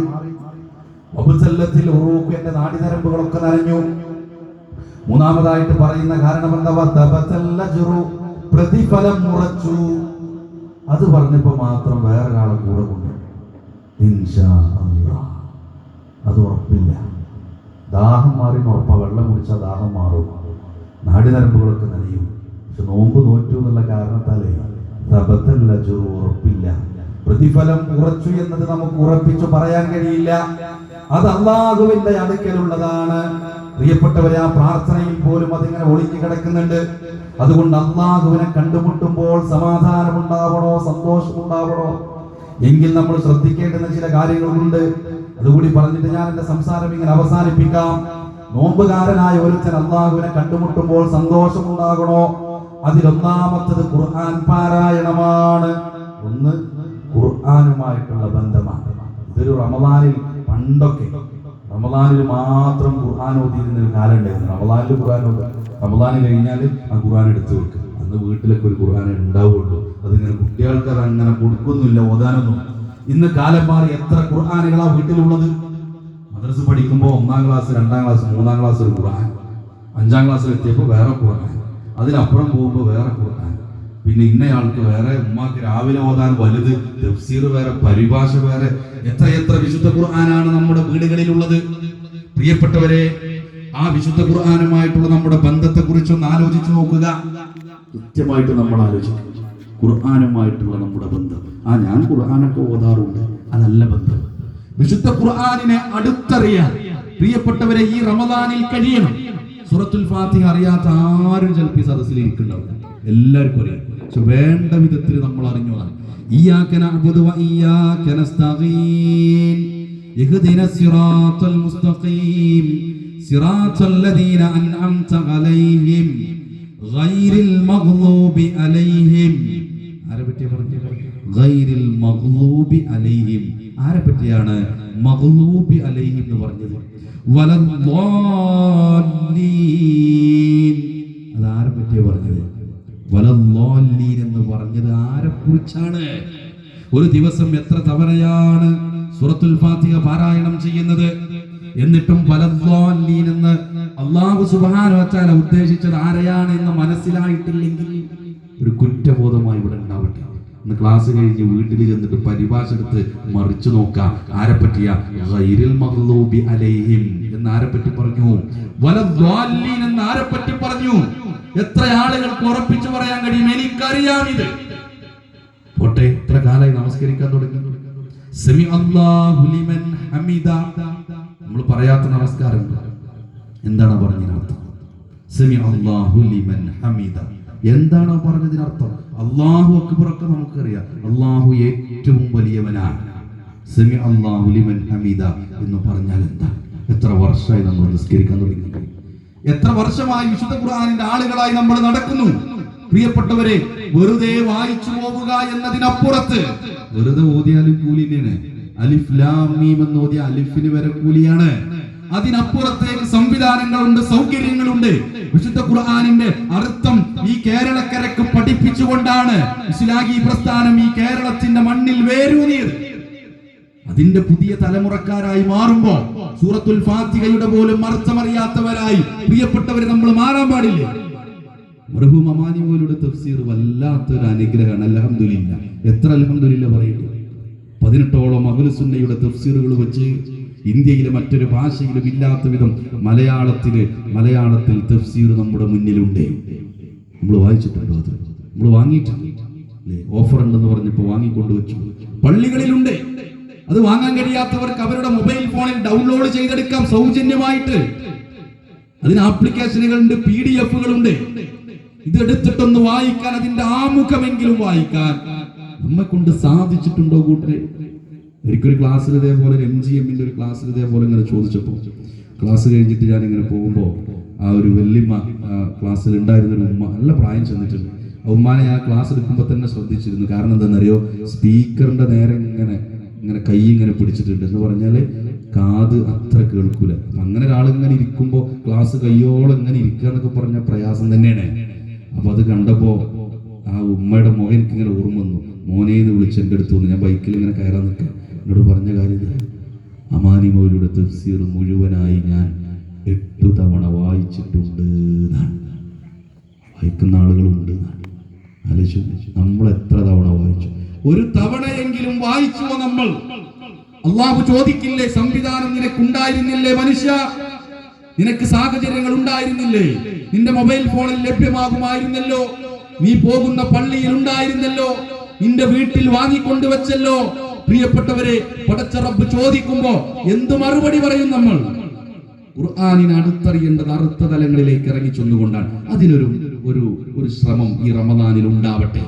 പരിഭാഷയെടുത്ത് തഫ്സീർ എടുത്ത് പരിപൂർണമായി വായിക്കാൻ. ചില അമ്മമാരൊക്കെ ശ്രദ്ധിക്കുന്നവരോ, ഖത്തമ് തീർത്ത് അടിച്ചുവിട. ഖുർആൻ ഓതി തീർത്ത് 2 ഖത്തമ് തീർക്കണം. നന്മ തന്നെയാണ്, കുഴപ്പമൊന്നുമില്ല, ഒരു പ്രശ്നമല്ല. പക്ഷെ എന്തറിയോ, സംവിധാന സൗകര്യം ഉണ്ടാവും, അർത്ഥത്തിലേക്ക് ഇങ്ങനെ പോവാ. അപ്പോഴാണ് മാറ്റം ഉണ്ടാവുക. സൂറത്ത് യാസീനെ പറ്റി പറഞ്ഞാൽ ആമുഖമായിട്ട് ഇതിങ്ങനെ ഓതി വരുമ്പോഴാണ് അത് മനസ്സിലാവുക. ഇത് ഖുർആൻ എന്ന് പറഞ്ഞാൽ ജീവിച്ചിരിക്കുന്നവർക്കുള്ളതാണ്. ഈ ഉപ്പ മരണപ്പെട്ടതിന്റെ അടുത്ത് ചെന്ന് സൂറത്തു യാസീൻ പാരായണം ചെയ്തിട്ടുണ്ട്. പക്ഷെ 2025 റമദാനിൽ ഇരുന്ന് പരിഭാഷയെടുത്ത് വായിച്ചപ്പോഴാ മനസ്സിലായത്, യാസീൻ എന്ന് പറഞ്ഞാൽ ജീവിച്ചിരിക്കുന്നവർക്കുള്ളതാണ്. പ്രിയപ്പെട്ടവരെ, ആ മാറ്റം എങ്ങനെ ഉണ്ടാവുക? വിശുദ്ധ ഖുർആനിന് അർത്ഥമറിഞ്ഞ് പാരായണം ചെയ്യാൻ ഒരു ശ്രദ്ധ നമ്മൾ കൊടുക്കണം. രണ്ടാമത്തത് രാത്രി നമസ്കാരം. നമ്മൾ തുടങ്ങി വെച്ചതാണ്. രാത്രി നമസ്കാരം ഒരു ശീലമായി മാറട്ടെ. റമദാനിൽ മാത്രമല്ല, തുടർന്ന് നമ്മുടെ ജീവിതത്തിൽ ഉണ്ടാവണം. എങ്കിൽ പടച്ച റബ്ബിനെ കണ്ടുമുട്ടുമ്പോൾ സന്തോഷമുണ്ടാകും. അതേപോലെ തന്നെ ആലോചിക്കേണ്ട ഒരു വിഷയം, ലൈലത്തുൽ ഖദ്ർ. എത്ര വർഷമായി നോമ്പെടുക്കാൻ തുടങ്ങിയിട്ട്? നമ്മുടെ മനസ്സിലുണ്ട്. എനിക്ക് ലൈലത്തുൽ ഖദ്ർ, ഒരു തവണത്തെ ലൈലത്തുൽ ഖദ്ർ എങ്കിലും കിട്ടിയെന്ന് ഉറപ്പ് പറയാൻ നമ്മളെ കൊണ്ട് പറ്റും. ലൈലത്തുൽ ഖദ്ർ എന്നാൽ 83 വർഷക്കാലം കൊണ്ട് ഒരു മനുഷ്യന് നേടിയെടുക്കാൻ കഴിയുന്നത് ഒരൊറ്റ രാത്രി കൊണ്ട് നേടിയെടുക്കാൻ സംവിധാനമാണ്. സാധാരണ എന്താ സംഭവിക്കും? റമളാനിന്റെ തുടക്കത്തിലോ റമളാന് വരുന്നതിന് മുമ്പോ ഈ കൊല്ലത്തെ ലൈലത്തുൽ ഖദ്ർ ഞാൻ ഒരു വിട്ടുവീഴ്ച ഉണ്ടാവില്ല, ഞാൻ പള്ളിക്കുണ്ടാവും, തീരുമാനം എടുക്കും. നമ്മുടെ പള്ളികളൊക്കെ അവസ്ഥ എന്താ? ഒന്നാമത്തെ ഒരു 10, ആദ്യത്തെ ഒരു 10 ദിവസം സജീവായിരിക്കും. രണ്ടാമത്തെ ഒരു 10 ആവുമ്പോ കാണാം ഇശാ ജമാഅത്തിന് 4 സൊഫ് ഉണ്ടായിരുന്നത് 3 സൊഫായി. ഏറ്റവും പ്രാധാന്യത്തോടു കൂടി കാണേണ്ടുന്ന അവസാനത്തെ 10ലേക്ക് പ്രവേശിക്കുമ്പോ സൊഫിന്റെ എണ്ണം കുറഞ്ഞു 2. ആളുകൾ എവിടെ? ഷോപ്പിങ്ങിന് പോയി, അങ്ങാടിയിൽ പോയി, ടൗണിൽ പോയി, എവിടെയോ പ്രത്യേകം പിന്നെ എന്തൊക്കെയോ മേളകൾ നടക്കുന്ന റമദാനിൽ റോഡ് ഇങ്ങനെ ബ്ലോക്ക് ചെയ്ത് വലിയ വമ്പിച്ച മേളകൾ നടക്കുന്നു. പയ്യന്മാരും കുട്ടികളും ചെറുപ്പക്കാരും കൂടെ കുറച്ച് പ്രായം ചെന്ന ആളുകളും വാഹനമെടുത്ത് റോന്ത് ചുറ്റാൻ. റമദാനിന്റെ രാത്രികളിൽ പള്ളികളിൽ തറാവീഹ് നമസ്കാരം നടക്കുമ്പോഴും ആ ഉപ്പിലിട്ടത് തിന്നാൻ, അത് കഴിക്കാൻ, ഇന്നത് കഴിക്കാൻ, സുബഹി വരെ അങ്ങാടികളിൽ ചെണ്ടി നടന്ന് പള്ളികളിൽ ചെന്ന് സുബഹി പോലും ഇല്ലാതെ പിന്നീടുള്ള കിടന്നുറക്കം, ദുഹർ വരെ ഉറക്കം. നമ്മുടെ നാടുകളിൽ ഇങ്ങനെ റീസെന്റ് ആയിട്ട് കണ്ടുവരുന്ന ചില ട്രെൻഡുകൾ നമ്മളെ കൂട്ടത്തിൽ ഉണ്ടാവരുത്. അവസാനത്തെ 10 എന്ന് പറഞ്ഞ ഷോപ്പിങ്ങിനുള്ള 10 അല്ലാന്ന് ഇപ്പൊ തീരുമാനം. നാളെ പോയി വസ്ത്രം എടുക്കും, ഡ്രസ് എടുക്കും, നാളെ പോയിട്ട് എടുക്കും, നാളെ ജുമ കഴിഞ്ഞിട്ട് നമ്മളെ പെരുന്നാളിനുള്ളത് ഇതാണ്. ഇനി അതിനു വേണ്ടിയിട്ട് അവസാനത്തെ 10 ഇറക്കമില്ല. പ്രിയപ്പെട്ടവരെ, തീരുമാനമെടുക്കാൻ കഴിയണം. അതേപോലെ തന്നെ തീരുമാനമെടുക്കേണ്ട വിഷയമാണ് ദാനധർമ്മങ്ങളുടെ വിഷയം. റസൂലുള്ളാഹി സ്വല്ലല്ലാഹു അലൈഹി വസല്ലമയെ കുറിച്ച് പറഞ്ഞത് അജ്വദു ബിൽ ഖൈരി മിനർ റീഹിൽ മുർസല. അവസാനത്തെ 10 ദിവസങ്ങളിൽ അല്ല, റമദാനിൽ മുഴുവൻ അവിടുന്ന് അടിച്ചു വീശുന്ന കാറ്റിനെ പോലെ ഉദാരമതിയായിരുന്നു. എന്താ പ്രിയപ്പെട്ടവരെ, നമ്മുടെ ഹബീബുന സല്ലല്ലാഹു അലൈഹി വസല്ലമക്ക് ഉണ്ടായിരുന്നത്? ആയിഷ റളിയല്ലാഹു അൻഹ ഒരിക്കൽ പറഞ്ഞില്ലേ, ഞങ്ങളുടെ വീട്ടില് വിളക്കിലൊഴിക്കാനുള്ള എണ്ണയുണ്ടായിരുന്നെങ്കിൽ ഞങ്ങളത് കുടിക്കുമായിരുന്നു. ആരാ പറയണത്? അഷ്റഫുൽ ഖൽഖായ നമ്മുടെ നേതാവായ റസൂലുള്ളാഹി സ്വല്ലല്ലാഹു അലൈഹി വസല്ലമയുടെ വീടിനെ കുറിച്ചാ പറഞ്ഞത്. വിളക്കിൽ ഒഴിക്കാനുള്ള എണ്ണയുണ്ടായിരുന്നെങ്കിൽ ഞങ്ങളത് കുടിക്കുമായിരുന്നു എന്ന് പറയുമ്പോൾ, നമ്മുടെ വീട്ടിൽ റമദാനിന് വേണ്ടി വാങ്ങി വെച്ചിരിക്കുന്ന, നാം സ്വരൂപിച്ചു വെച്ചിരിക്കുന്ന സാധന സാമഗ്രികളെ കുറിച്ച് ആലോചിച്ചു നോക്കൂ കൂട്ടരെ. വേണ്ടെന്നല്ല, പക്ഷെ ഒരു ഓർമ്മയുണ്ടാവണം. ഇതായിരുന്നു എന്റെ റസൂലുള്ളാഹി സ്വല്ലല്ലാഹു അലൈഹി വസല്ലം. വഫാത്താകുമ്പോഴേ അവിടുത്തെ പടയെങ്കിൽ ഒരു ജൂതന്റെ വീട്ടിൽ കൊടുത്തതാ. എന്തിനാണെന്നറിയോ? ഒരു മുദ്ദ് ഗോതമ്പിന് വേണ്ടിയിട്ട്, ഭക്ഷണം കഴിക്കാനേ, ഒരു മുദ്ദ് ഗോതമ്പിന് വേണ്ടിയിട്ട്. ഈ റസൂലുള്ളാഹി സ്വല്ലല്ലാഹു അലൈഹി വസല്ലമയെ കുറിച്ചാ പറഞ്ഞത്, റമദാനിൽ അടിച്ചു വീശുന്ന കാറ്റിനെ പോലെ ഉദാരമതിയായിരുന്നു. എന്താ കയ്യിലുള്ളത് അത് കൊടുക്കുമായിരുന്നു. പ്രിയപ്പെട്ടവരെ, തീരുമാനമെടുക്കാൻ കഴിയും. റമദാനിൽ ദാനധർമ്മത്തിന്റെ വിഷയത്തിൽ ഞാനൊരു ശ്രദ്ധ കാണിക്കും. കഴിയൂലേ നമുക്ക്? 30 ദിവസത്തെ നോമ്പ് കിട്ടിയാൽ, അള്ളാഹുവിന്റെ തൗഫീഖ് കൊണ്ട് കിട്ടിയാൽ, ആ 30 ദിവസത്തിലും നോമ്പുകാരനായിരിക്കെ ഞാൻ സ്വതക്ക കൊടുക്കും എന്ന് തീരുമാനമെടുക്കാൻ എന്ത് തടസ്സമാണ് നമ്മുടെ മുന്നിലുള്ളത്? ഒരു 100 രൂപ, ചില ആളുകൾക്ക് 100 രൂപയായിരിക്കും കഴിയുക, ചില ആളുകൾക്ക് 1000 രൂപ. എന്നാലും ഒരു 30,000 രൂപ അതിനു വേണ്ടിയിട്ട് മാറ്റി വെക്കുക. എല്ലാ നോമ്പിലും നോമ്പുകാരനായിരിക്കെ ഞാൻ ഒരു 1000 രൂപ കൊടുക്കും, ഞാനൊരു 100 രൂപ കൊടുക്കും. 10 രൂപ കയ്യിനുള്ളൂ, 300 രൂപ മാറ്റി വെക്കാനേ കഴിയുന്നുള്ളൂ ഒരു മാസത്തിന്. ആ 10 രൂപ കൊടുക്കാനെങ്കിലും പ്രിയപ്പെട്ടവരെ ബോധപൂർവമായ ശ്രമം ഉണ്ടാകണമെന്നാണ്. കാരണം അള്ളാന്റെ മാർഗത്തിൽ പണം ചെലവഴിക്കുമ്പോഴേ വേറൊരാൾ നമ്മെ എങ്ങനെ ഓർമ്മിപ്പിക്കും. പിശാചിങ്ങനെ ദാരിദ്ര്യത്തെ ഓർമ്മപ്പെടുത്തും. ഇതാ പള്ളിക്ക് വേണ്ടി ഇതാ കുറച്ച് കൊടുക്കണം, ഒരു മദ്രസ സംവിധാനത്തിന് വേണ്ടി കുറച്ച് കൊടുക്കണം, ഇതാ ദീനീ സംരംഭത്തിന് വേണ്ടി വല്ലതും കൊടുക്കണം. റമദാനിൽ ഇങ്ങനെ ഓരോ ഭക്തിനിങ്ങനെ ആളുകൾ വരും. അതിങ്ങനെ ബീഹാറിൽ നിന്ന് വരുന്നവരുണ്ടാവും, ആസാമിൽ നിന്ന് വരുന്നവരുണ്ടാവും. KNMന്റെ ലെറ്റർ ഉണ്ട്, ഞങ്ങളുടെ നാട്ടിൽ ഇങ്ങനെ ഒരു സ്ഥാപനം ഉണ്ട്. എന്നിട്ട് നമ്മളെന്താ പറയുക, ഇവർക്ക് തന്നെ ഒരു പണി, ഇവരെല്ലാ ഭക്തനും കയറി എന്താ ആർക്ക് വെച്ചിട്ട് നമ്മൾ കൊടുക്കുക? എല്ലാ ഭക്തനും ആൾക്കാർ ഇങ്ങനെ വരിക. എവിടുന്നാ അതൊക്കെ എടുത്തു കൊടുക്കണത്? ഓർക്ക് ഇങ്ങനെ എഴുതി ഒപ്പിട്ട് വിട്ടാ മതിയല്ലോ ആളുകളെ എന്നൊക്കെ പറയുന്ന ആളുകൾ. എന്നിട്ടോ വാതിലിന്റെ മൂലയിൽ പോയി ഇങ്ങനെ തിരിഞ്ഞെന്നിട്ട് പോക്കറ്റിൽ നിന്ന് ഇങ്ങനെ പൈസ എടുത്തിട്ട് ഏറ്റവും കുറഞ്ഞ നോട്ടേതാ, ഒരു 2-3 10ന്റെ നോട്ട് കിട്ടിയാൽ അതിങ്ങനെ നോക്കി ഇതിൽ ഏറ്റവും പഴയതേതാ, ഇത് കൊണ്ടേ എടുക്കും. നാട്ടിലൊരു ക്ലബിന്റെ വാർഷികമുണ്ട്, സ്കൂളിന്റെ ഇന്ന പരിപാടി ഉണ്ട്, ഒരു DJ പാർട്ടി ഉണ്ട്, ഒരു ഫുട്ബോൾ വരുമ്പോ ഒരു കട്ടൗട്ട് വെക്കണം എന്നൊക്കെ പറഞ്ഞാൽ അതിന് 1000 രൂപ എടുത്തു കൊടുക്കുമ്പോ ഒരു പ്രയാസം ഉണ്ടാവില്ല. പള്ളിയുടെ വിഷയത്തിൽ ഒരു 100 രൂപ കൊടുക്കുമ്പോ പ്രിയപ്പെട്ടവരെ മനുഷ്യർക്ക് പ്രയാസമുണ്ടാകുന്നു. കാരണം എന്താ? പിശാച് ഓർമ്മിപ്പിക്കും. ഇതാ ഇത്ര സംഖ്യ കൊടുത്താൽ മനസ്സിന് നീയത്തിനിതാ പള്ളിക്ക് ഇന്ന സാധനം ഞാൻ എടുത്തു കൊടുത്തോളാം, അതിനുള്ള തോക്കത്തൊക്കെ എനിക്ക് പടച്ചുറപ്പ് തന്ന് ഒരു ഫിൽറ്റർ സംവിധാനം, അതല്ലെങ്കിൽ ഇന്നൊരു സംവിധാനം, അത് ഞാൻ ഏറ്റെടുത്തു. നമ്മുടെ ഫാൻ ഇങ്ങനെയാണ്, അതിങ്ങനെ മാറ്റാം, ഒരു സോളാർ, അതൊക്കെ ഞാൻ ഏറ്റെടുത്തു. മനസ്സിൽ തോന്നാൻ പള്ളിയിൽ ഇങ്ങനെ നടന്നു വരുമ്പോൾ അതിങ്ങനെ എമൗണ്ട് കുറഞ്ഞു വരും. കാരണം തരോ പിശാച് ഇങ്ങനെ പറയും, അതെ നിന്റെ മകളെ കല്യാണം, നിന്റെ വാഹനം മാറ്റാനായിട്ടുണ്ട്, വീടിനൊരു മതിൽ അത്യാവശ്യമാണ്, മതിലുള്ള ആളുകളാണ് ഗേറ്റിൽ ഒരു ക്യാമറ വെക്കണം, വീടിന് ചുറ്റും ഒരു CCTV വെക്കണം. എന്തൊക്കെ വാർത്തകളാണ് കേൾക്കുന്നത്? ഇതൊക്കെ മനുഷ്യന്റെ മനസ്സിൽ ഇങ്ങനെ ഓർമ്മ വരുന്നതാണ്. അപ്പോൾ ദാനധർമ്മത്തിന്റെ വിഷയം വരുമ്പോൾ പിശാച് ദാരിദ്ര്യം ഓർമ്മപ്പെടുത്തും. ആ പിശാചിനെ ചെങ്ങലക്കിടുന്ന റമദാനിന്റെ ദിനരാത്രങ്ങളിലെങ്കിലും പ്രിയപ്പെട്ടവരെ ദാനധർമ്മത്തിന്റെ വിഷയത്തിൽ ശ്രദ്ധ ചെലുത്താൻ നമുക്ക് കഴിയണം. ആരും അറിയാതെ കൊടുക്കാൻ കഴിയൂല. ഈ കാലഘട്ടത്തിൽ മൊബൈൽ ഫോണിലേക്ക് ഇങ്ങനെ വന്നതാ, കിഡ്നി മാറ്റി വെക്കണം, ഇന്ന കുട്ടിക്ക് ഇനി വരും, റമദാനാവുമ്പോ ഇങ്ങനെ വരും. അപ്പൊ ഇങ്ങനെ നമ്മള് ഇത് ആരോ പറ്റിക്കാൻ വേണ്ടി അയച്ചതാണ്, അങ്ങനത്തെ ഉണ്ടാവാം. പക്ഷെ ഇതൊക്കെ തിരിച്ചറിയാൻ കഴിയല്ലോ.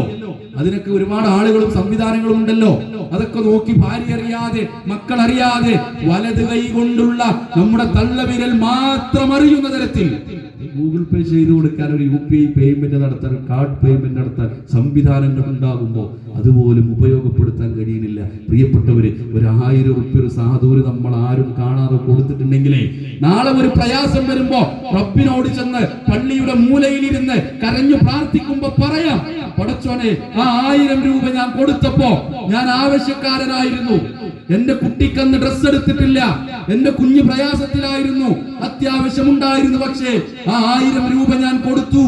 ആ സ്വതക്കയുടെ പേരിൽ റബ്ബേ എന്റെ ഈ പ്രയാസത്തെ മാറ്റണമേ എന്ന് പ്രാർത്ഥിക്കാൻ വേണ്ടിയിട്ടെങ്കിലും പ്രിയപ്പെട്ടവരെ, റബ്ബിന്റെ മാർഗത്തിൽ ഒരു സംഖ്യ കൊടുക്കാൻ ഈ റമദാൻ കൊണ്ട് മാറ്റമുണ്ടാവണം.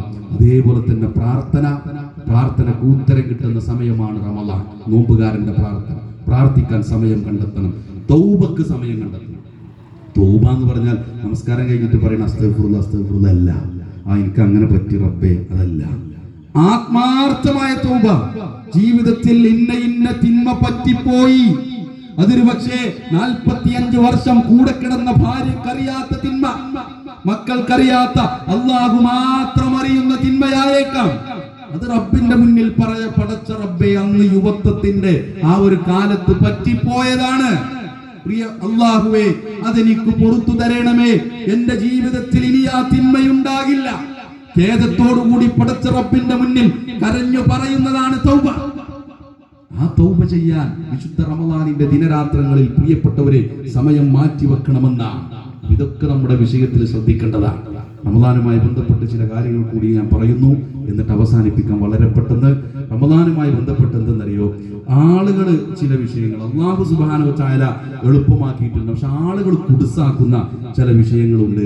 ആ വിഷയങ്ങളൊക്കെ എന്തെന്ന് വെച്ചാല് അതിൽ ചില വിഷയങ്ങളിലേക്ക് നമുക്ക് പ്രവേശിക്കാം. അതിൽ ഒന്നാമത്തത് നോമ്പുമായി ബന്ധപ്പെട്ട് നിയ്യത്ത് വേണം. അതിലൊരു സംശയം, നിയ്യത്ത് വേണം. പക്ഷെ നിയ്യത്ത് നവൈതു സൗമ എന്നൊന്നും നാവ് കൊണ്ട് പറയണ്ട, മനസ്സിലാണ് നിയ്യത്ത്, മനസ്സിലാണ് നിയ്യത്ത്.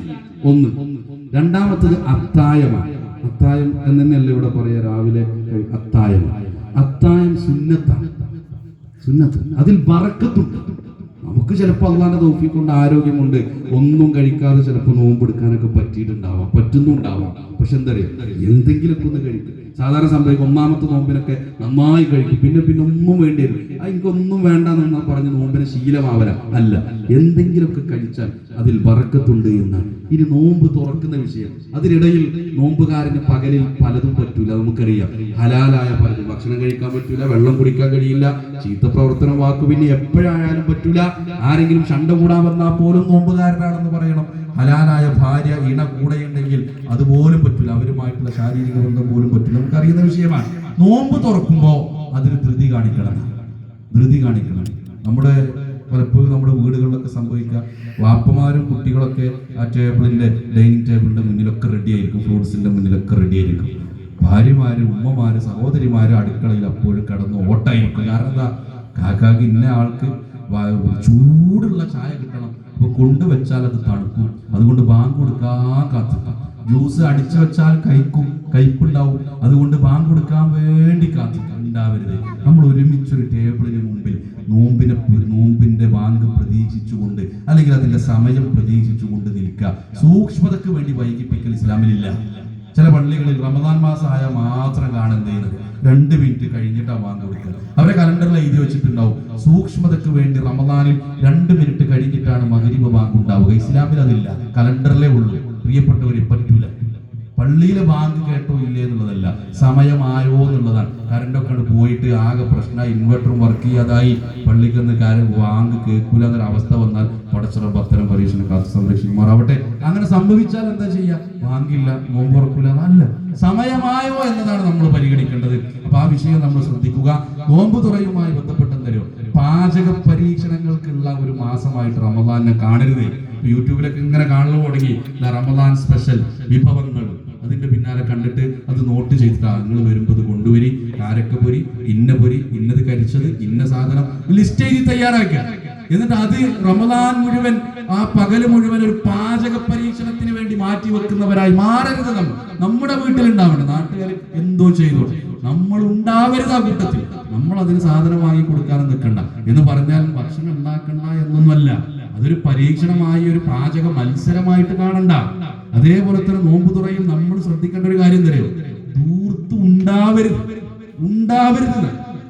ഒരു ഷെയ്ഖിനോട് ഒരു ചോദ്യം ചോദിക്കുന്ന ഒരു ഫത്വ ചോദിക്കുന്ന ഒരു വീഡിയോ കണ്ടത് ഇങ്ങനെ ഓർത്തു പോവാണ്. ഒരാൾ ചോദിക്കണേ, ഞാൻ നോമ്പ് തുറക്കാതെ നോമ്പ് മുറിക്കാതെ രണ്ടാമത്തെ നോമ്പ് കൂടി എടുത്തോട്ടെ. അപ്പൊ ഷെയ്ഖ് എണീറ്റ് നിന്നിട്ട് വളരെ കുറച്ച് അരിശത്തോടു കൂടി സംസാരിക്കുക. എന്തിനാണ് അങ്ങനെ പ്രയാസപ്പെടുന്നത്? നോമ്പ് തുറന്നുകൂടെ? പകലിൽ എന്താ ഭക്ഷണം, പിന്നെ രാത്രി ഭക്ഷണം കഴിച്ചാൽ കുഴപ്പമില്ലല്ലോ, എന്തിന് ശരീരത്തെ പ്രയാസപ്പെടുത്തണം? ആ മനുഷ്യൻ അതിന് മറുപടി ഒരു ഉപചോദിച്ചു പറഞ്ഞത്, എനിക്ക് നോമ്പ് തുറക്കാനൊരു വെള്ളം പോലും കിട്ടൂല, 2 ദിവസത്തിനിടയ്ക്ക് ഒരു ഗ്ലാസ് വെള്ളം കിട്ടുന്ന മനുഷ്യൻ. ആ ഷെയ്ഖിന് മറുപടി പറയാനുണ്ടായില്ല. ഷെയ്ഖിന്റെ കണ്ണിൽ നിന്ന് ഇങ്ങനെ കണ്ണുനീര് വരുന്നതാണ് പിന്നെ വീഡിയോയിൽ കാണുന്നത്. ആലോചിച്ചു. ഇങ്ങനെയുള്ള ആളുകളുണ്ട്. കഴിഞ്ഞ വർഷത്തെ ഫിലിസ്തീനിലെ ചില കാഴ്ചകൾ കണ്ടു. ഒരു പെൺകുട്ടിയോട് ചോദിക്കുക, നോമ്പുണ്ടായിരുന്നോ? ഉണ്ട്. എങ്ങനെ നോമ്പ് തുറന്നത്? ഇല കഴിച്ചിട്ട്, പച്ച ഇല കഴിച്ച് നോമ്പ് തുറക്കുന്ന മക്കളുണ്ട്. നമ്മൾ കഴിക്കാറുണ്ടോ?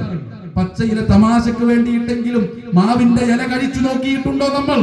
വിശപ്പ് സഹിക്കാൻ കഴിയാതെ നോമ്പ് തുറക്കാൻ പച്ചില കഴിക്കുന്ന മക്കൾ ഉണ്ടാകുമ്പോൾ നമ്മുടെ വീടുകളിൽ പാഴാക്കി കളയുന്ന, ദൂർത്താക്കി കളയുന്ന ഭക്ഷണത്തെ കുറിച്ച് പ്രിയപ്പെട്ടവരെ ചിന്തയുണ്ടാകണം. അവസാനം ആ വേസ്റ്റിലേക്ക് ഇങ്ങനെ ഭക്ഷണം ഇങ്ങനെ തട്ടുമ്പോ ആ ഭക്ഷണത്തിൽ ഫിലിസ്തീനിലെ ആ പാത്രത്തിൽ പിന്നെ ഫിലിസ്തീനിലെ കുട്ടികളുടെ ചിത്രമുണ്ടാകണം. പ്രിയപ്പെട്ടവർ, നമ്മൾ തീരുമാനമെടുക്കുക. എന്റെ വീട്ടിലുണ്ടാവും, ദൂർത്തുണ്ടാവൂല, നല്ലത് കഴിക്കാം, നന്നായി കഴിക്കാം, ഒക്കെ ശരിയല്ല, ഭക്ഷണം കഴിക്കും, ഒരു വറ്റു പോലും ഒരു തരി പോലും കളയില്ല എന്ന് തീരുമാനമെടുക്കാൻ കഴിയും. കുറച്ച് തികഞ്ഞില്ലെങ്കിലും വേണ്ടിയില്ല, പാഴാക്കി കളയുന്ന അവസ്ഥയുണ്ടാവൂല എന്ന് തീരുമാനമെടുക്കുക. അതേപോലെ തന്നെയാണ് പിന്നെ മറന്നുകൊണ്ട് ഭക്ഷിച്ചാൽ ഒരു പ്രശ്നവുമില്ല. ചിലരൊക്കെ വസ്വാസം ഉണ്ടാക്കുന്ന വിഷയം, മറന്നുകൊണ്ട് ഭക്ഷിച്ചാൽ ഒരു പ്രശ്നമില്ല. അത് അള്ളാഹു നമ്മെ കഴിപ്പിച്ചു എന്നാണ്. രക്തം വന്നു, കത്തി തട്ടി കുറച്ച് രക്തം വന്നു, ഒരു കുഴപ്പമില്ല. പല്ല് പറിക്കേണ്ടി വന്നു, റമദാനിൽ പല്ല് പറിക്കാൻ പറ്റൂല എന്ന് പറയുന്നത് ഒരു കുഴപ്പമില്ല. പല്ല് പറിക്കുന്നത് കൊണ്ട് നോമ്പ് മുറിയൂല. ഛർദിച്ചു പോയി, അതുകൊണ്ട് പ്രശ്നമില്ല. പക്ഷെ മനഃപൂർവ്വം വിരലോ മറ്റോ ഇട്ട് ഛർദിക്കാൻ പാടില്ലെന്നാണ്. ഇഞ്ചക്ഷൻ ചെയ്താലോ ഒരു കുഴപ്പമില്ല. വാക്സിൻ എടുത്താലോ നോമ്പ് മുറിയില്ല, ഇല്ല. പക്ഷേ അത് പോഷണത്തിനാവരുത്. ഗ്ലൂക്കോസ് കയറ്റാൻ 3 മണി ആയപ്പോൾ അങ്ങനെ ഒരു തല ചുറ്റല് നോമ്പ് കൊണ്ട, എന്നാ പിന്നെ ഗ്ലൂക്കോസ് കയറ്റിയിട്ട് നോമ്പട് തീരുമാനാക്കാം, അതുവരെ നീട്ടിക്കൊണ്ടുപോകാൻ പറ്റും. പോഷണത്തിനാവരുത്.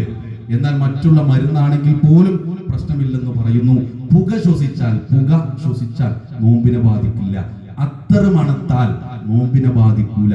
തല നനച്ചു കുളിക്കാൻ പാടില്ല എന്ന് വരെ പറയുന്ന ആളുകളുണ്ട്. ഒന്ന് മുങ്ങാൻ പാടില്ല. മുങ്ങാൻ പാടുണ്ടോ ഇല്ലേ എന്നതല്ല, ഒന്ന് വെള്ളത്തിൽ മുങ്ങുമ്പോ വെള്ളം മൂക്കിലൂടെ കയറി വയറ്റിലെത്തിയാലാ അത് മുങ്ങുന്നത് പ്രശ്നമാണെന്നല്ല. അപ്പൊ അങ്ങനെ വായിലൂടെ വയറ്റിലേക്ക് പോകാൻ, മൂക്കിലൂടെ വയറ്റിലേക്ക് പോകാൻ ചിലപ്പോൾ സാധ്യത ഉണ്ടെങ്കിൽ ആ പണിക്ക് നിൽക്കണ്ട. പക്ഷെ തല നനക്കുന്നത് കൊണ്ടോ മറ്റോ പ്രശ്നമില്ല. ഉമിനീര് ഇറക്കുന്നത് കൊണ്ട് ഒരു പ്രശ്നമില്ല. സ്കൂളുകളിലൊക്കെ ഇങ്ങനെ കുട്ടികൾ തുപ്പാൻ പോട്ടെ, നമ്മുടെ നാട്ടിൽ അങ്ങനെ തുപ്പാൻ എന്നിട്ട് ഇങ്ങനെ ഇറങ്ങിയിട്ട് റമദാനിന്റെ പകൽ എല്ലാവരും തുപ്പി നിറക്കുക സ്കൂളിന്റെ ചുറ്റും. ഒരു ഉദാഹരണം പറഞ്ഞോളൂ. ഇല്ല, കഫം ഇറക്കാൻ പറ്റില്ല, അത് റമദാൻ അല്ലേലും പറ്റില്ല. അതുള്ളൂ. ഉമിനീര് ഇറക്കുന്നത് കൊണ്ട് നോമ്പിനൊരു ഭംഗവും വരികയില്ല. ഇൻഹേലർ വരെ എന്ത് ചെയ്യാൻ പറ്റും, ഉപയോഗിക്കുക. കാരണം അത് പോഷണത്തിനല്ല, ശരീരത്തിന് പ്രത്യേകിച്ച് അതുകൊണ്ടൊന്നും കിട്ടുന്നില്ല. എപ്പോഴും സംശയം ഉണ്ടാകുന്നത് രോഗികളുടെ നോമ്പാണ്. രോഗിയാണെങ്കിൽ നോമ്പ് എടുക്കണ്ട, അത് പിന്നീട് നോറ്റുകിട്ടിയാൽ മതി. എന്നാൽ നിത്യരോഗികൾ ഉണ്ടാവും. ഡോക്ടർ പറഞ്ഞു പറ്റൂല, നോമ്പെടുക്കാൻ പറ്റൂല. എന്താ മാർഗം? മുദ്ദ് കൊടുക്കാന്നൊക്കെ നമ്മുടെ നാട്ടിൽ പറയും. മുദ്ദ് കൊടുക്കുക എന്നുള്ള പ്രയോഗം വരാൻ കാരണം ഷാഫി മതവുമായി ബന്ധപ്പെട്ട് മുദ്ദിന്റെ ചർച്ച വരുന്നത്, മറ്റു മദ്ഹബിൽ ചിലപ്പോൾ സോഹിന്റെ ചർച്ച വന്നേക്കാം. എന്തായിരുന്നാലും ത്വാമു മിസ്കീൻ, പാവപ്പെട്ടവന്റെ ഭക്ഷണം, പാവപ്പെട്ടവന്റെ ഒരു നേരത്തെ ഭക്ഷണമാണ് ഒരു നോമ്പിന് കൊടുക്കേണ്ടത്. ഒരു നേരത്തെ ഭക്ഷണം ഒരു നോമ്പിന് കൊടുക്കുക. അത് അരി കൊടുക്കണോ പൈസ കൊടുക്കണോ എന്നൊക്കെ ചർച്ചയുണ്ട്. അരി മാത്രം കൊടുത്താൽ മതിയാകൂല എന്നതാണ് ശരിയായ അഭിപ്രായം. കാരണം എന്താ, ഈ അരി കൊടുത്തിട്ട് അരി മാത്രം ആരെങ്കിലും പുഴുങ്ങി തിന്നോ? ഇല്ലല്ലോ. അരിന്റെ കൂടെ ഒരു കിറ്റ് ആണെങ്കിൽ ഓക്കെ, അതല്ലെങ്കിൽ ഭക്ഷണം വെച്ച് വിളമ്പിയിട്ട് അത് കൊടുക്കാം. അത് വീട്ടുകാരെ വിളിച്ചു കൊടുക്കലല്ല, മിസ്കീന്മാരാകണം എന്ന് മാത്രം. പണം കൊടുക്കാൻ പറ്റൂല എന്ന് നമ്മളിങ്ങനെ ആലോചിക്കാം. അവന് പണം കൊടുക്കണേക്കാൾ നല്ലത് ഇങ്ങനെ ഇത്ര എമൗണ്ട് തീരുമാനിച്ചിട്ട് അത് അവന് കൊടുത്താൽ അവൻ വസ്ത്രം എടുക്കുകയോ മറ്റോ ചെയ്തോളും എന്ന് കരുതരുത്. അഭിപ്രായ വ്യത്യാസമുള്ള വിഷയമാണ്. എന്നാലും പണം കൊടുക്കാതിരിക്കലാണ് നല്ലത്. പക്ഷെ കൊടുക്കാം. എങ്ങനെയാണെന്നറിയാം, യതീംഖാനകളൊക്കെ ഉണ്ടാകും. അവിടെ ഒരു കുട്ടിയുടെ ഒരു നേരത്തെ ഭക്ഷണം ഇതാ ഇത്ര രൂപയാണ് എന്ന് പറഞ്ഞാൽ 30 ദിവസത്തെ നോമ്പിന് ഇതാ ഇത്ര രൂപ 30 കുട്ടികൾക്ക് എൻ്റെ വക എന്ന് പറഞ്ഞ് 30 നോമ്പിന് അവിടെ നമുക്ക് ഫിദിയ കൊടുത്ത് ആ രൂപത്തിൽ തീരുമാനമാക്കാം എന്ന് മാത്രം പ്രിയപ്പെട്ടവരെ ഞാൻ അവസാനിപ്പിക്കുകയാണ്. റമദാനിൽ ദൂർത്തുണ്ടാകുന്നില്ല എന്നത് പ്രത്യേകം ശ്രദ്ധിക്കുക. ഖുർആനുമായിട്ട് ഒരു അടുപ്പം പ്രിയപ്പെട്ടവരെ ഈ റമദാനിൽ നമുക്ക് ഉണ്ടാകണം. അതേപോലെ തന്നെ ദാനധർമ്മത്തിന്റെ വിഷയം, ലൈലത്തുൽ ഖദറിന്റെ വിഷയം, രാത്രി നമസ്കാരത്തിന്റെ വിഷയമൊക്കെ ശ്രദ്ധിച്ചാൽ അള്ളാഹുവിനെ കണ്ടുമുട്ടുമ്പോൾ നമുക്ക് സന്തോഷമുണ്ടാകുമെന്നാണ്. റമദാനിനെ സ്വീകരിക്കാൻ നിൽക്കുമ്പോൾ നമ്മൾ ആലോചിക്കേണ്ടത്, എൻ്റെ ജീവിതത്തിൽ ശിർക്ക് കടന്നു വന്നിട്ടില്ല, എൻ്റെ ജീവിതത്തിൽ ശിർക്കിന്റെ ഒരു തരിമ്പ് പോലുമില്ല, ഞാൻ ആരോടും പിണങ്ങി നിൽക്കുന്നില്ല, ഞാൻ ആരെയും ഉപദ്രവിച്ചിട്ടില്ല, ഞാൻ ആരെയും പ്രയാസപ്പെടുത്തുന്നില്ല, നിഷിദ്ധമായത് പ്രവർത്തിക്കുന്ന ഒരു മോശം സ്വഭാവം എൻ്റെ ജീവിതത്തിലില്ല, മറ്റുള്ളവരെ ഉപദ്രവിക്കുന്നില്ല, നമസ്കാരം ഒഴിവാക്കുന്നില്ല എന്നതുകൂടി ശ്രദ്ധിച്ച് പ്രിയപ്പെട്ടവരെ വിശുദ്ധ റമദാനിലേക്ക് പ്രാർത്ഥനയുമായി കടന്നു ചെല്ലാൻ കഴിയണം. നമുക്കൊരു ഉറപ്പില്ല. നമ്മൾ പറയണേ മണിക്കൂറുകൾ കഴിഞ്ഞോ നോമ്പ് വരും, മണിക്കൂർ കഴിഞ്ഞ് നമ്മളിവിടെ ഉണ്ടാകുന്ന വല്ല ഉറപ്പുള്ളൂ? ഒരു ഉറപ്പില്ല ഉണ്ടാകുന്ന നോമ്പ്, ഒന്നാമത്തെ നോമ്പിന്റെ അത്തായം കഴിക്കാൻ നമ്മൾ ഉണ്ടാകുന്നു. എന്തിന് ഈ സംസാരം അവസാനിപ്പിക്കാൻ കഴിയുന്നോ, ഈ സംസാരം കഴിയുന്നത് വരെ ഈ കസേരകളിൽ ഇരിക്കാൻ കഴിയുന്നു പോലും നമുക്ക് ഉറപ്പില്ല. അതുകൊണ്ട് എന്തറിയോ, അള്ളാഹിനോട് പ്രാർത്ഥിക്കുക, പടച്ചോനെ റമദാനിലേക്ക് ഞങ്ങളെ എത്തിക്കണേ, ആ റമദാനിൽ നോമ്പനുഷ്ഠിക്കാനും ഇബാദത്തുകൾ വർദ്ധിപ്പിക്കുവാനുമുള്ള തൗഫീഖ് തരണം റബ്ബേ എന്ന ആത്മാർത്ഥമായ പ്രാർത്ഥന നമ്മുടെ ഭാഗത്തിൽ നിന്നുണ്ടാവണം.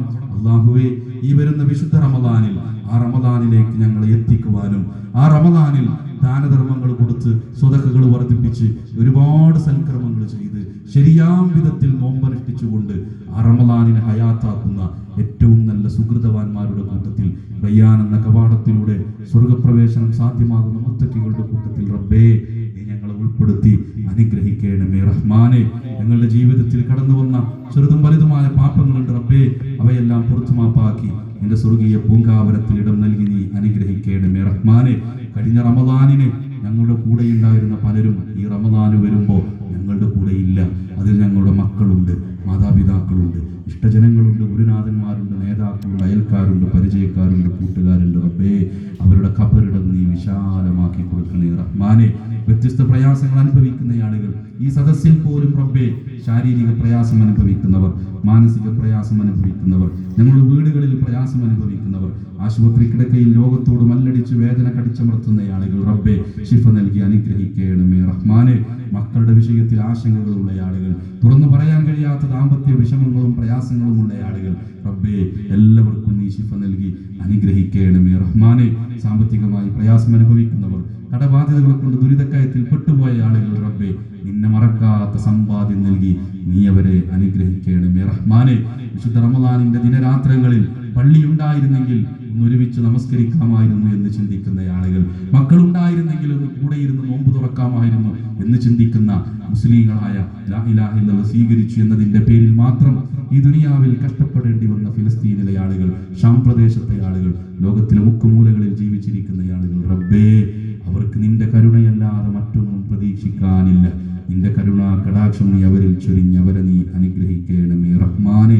ലാ ഇലാഹ ഇല്ലല്ലാഹ് നെഞ്ചോട് ചേർത്ത് മരിക്കുമ്പോഴും ലാ ഇലാഹ ഇല്ലല്ലാഹ് ഉച്ചരിച്ച് മരണപ്പെടാനുള്ള തൗഫീഖ് നൽകി റബ്ബേ നീ ഞങ്ങളെ അനുഗ്രഹിക്കണമേ റഹ്മാനെ.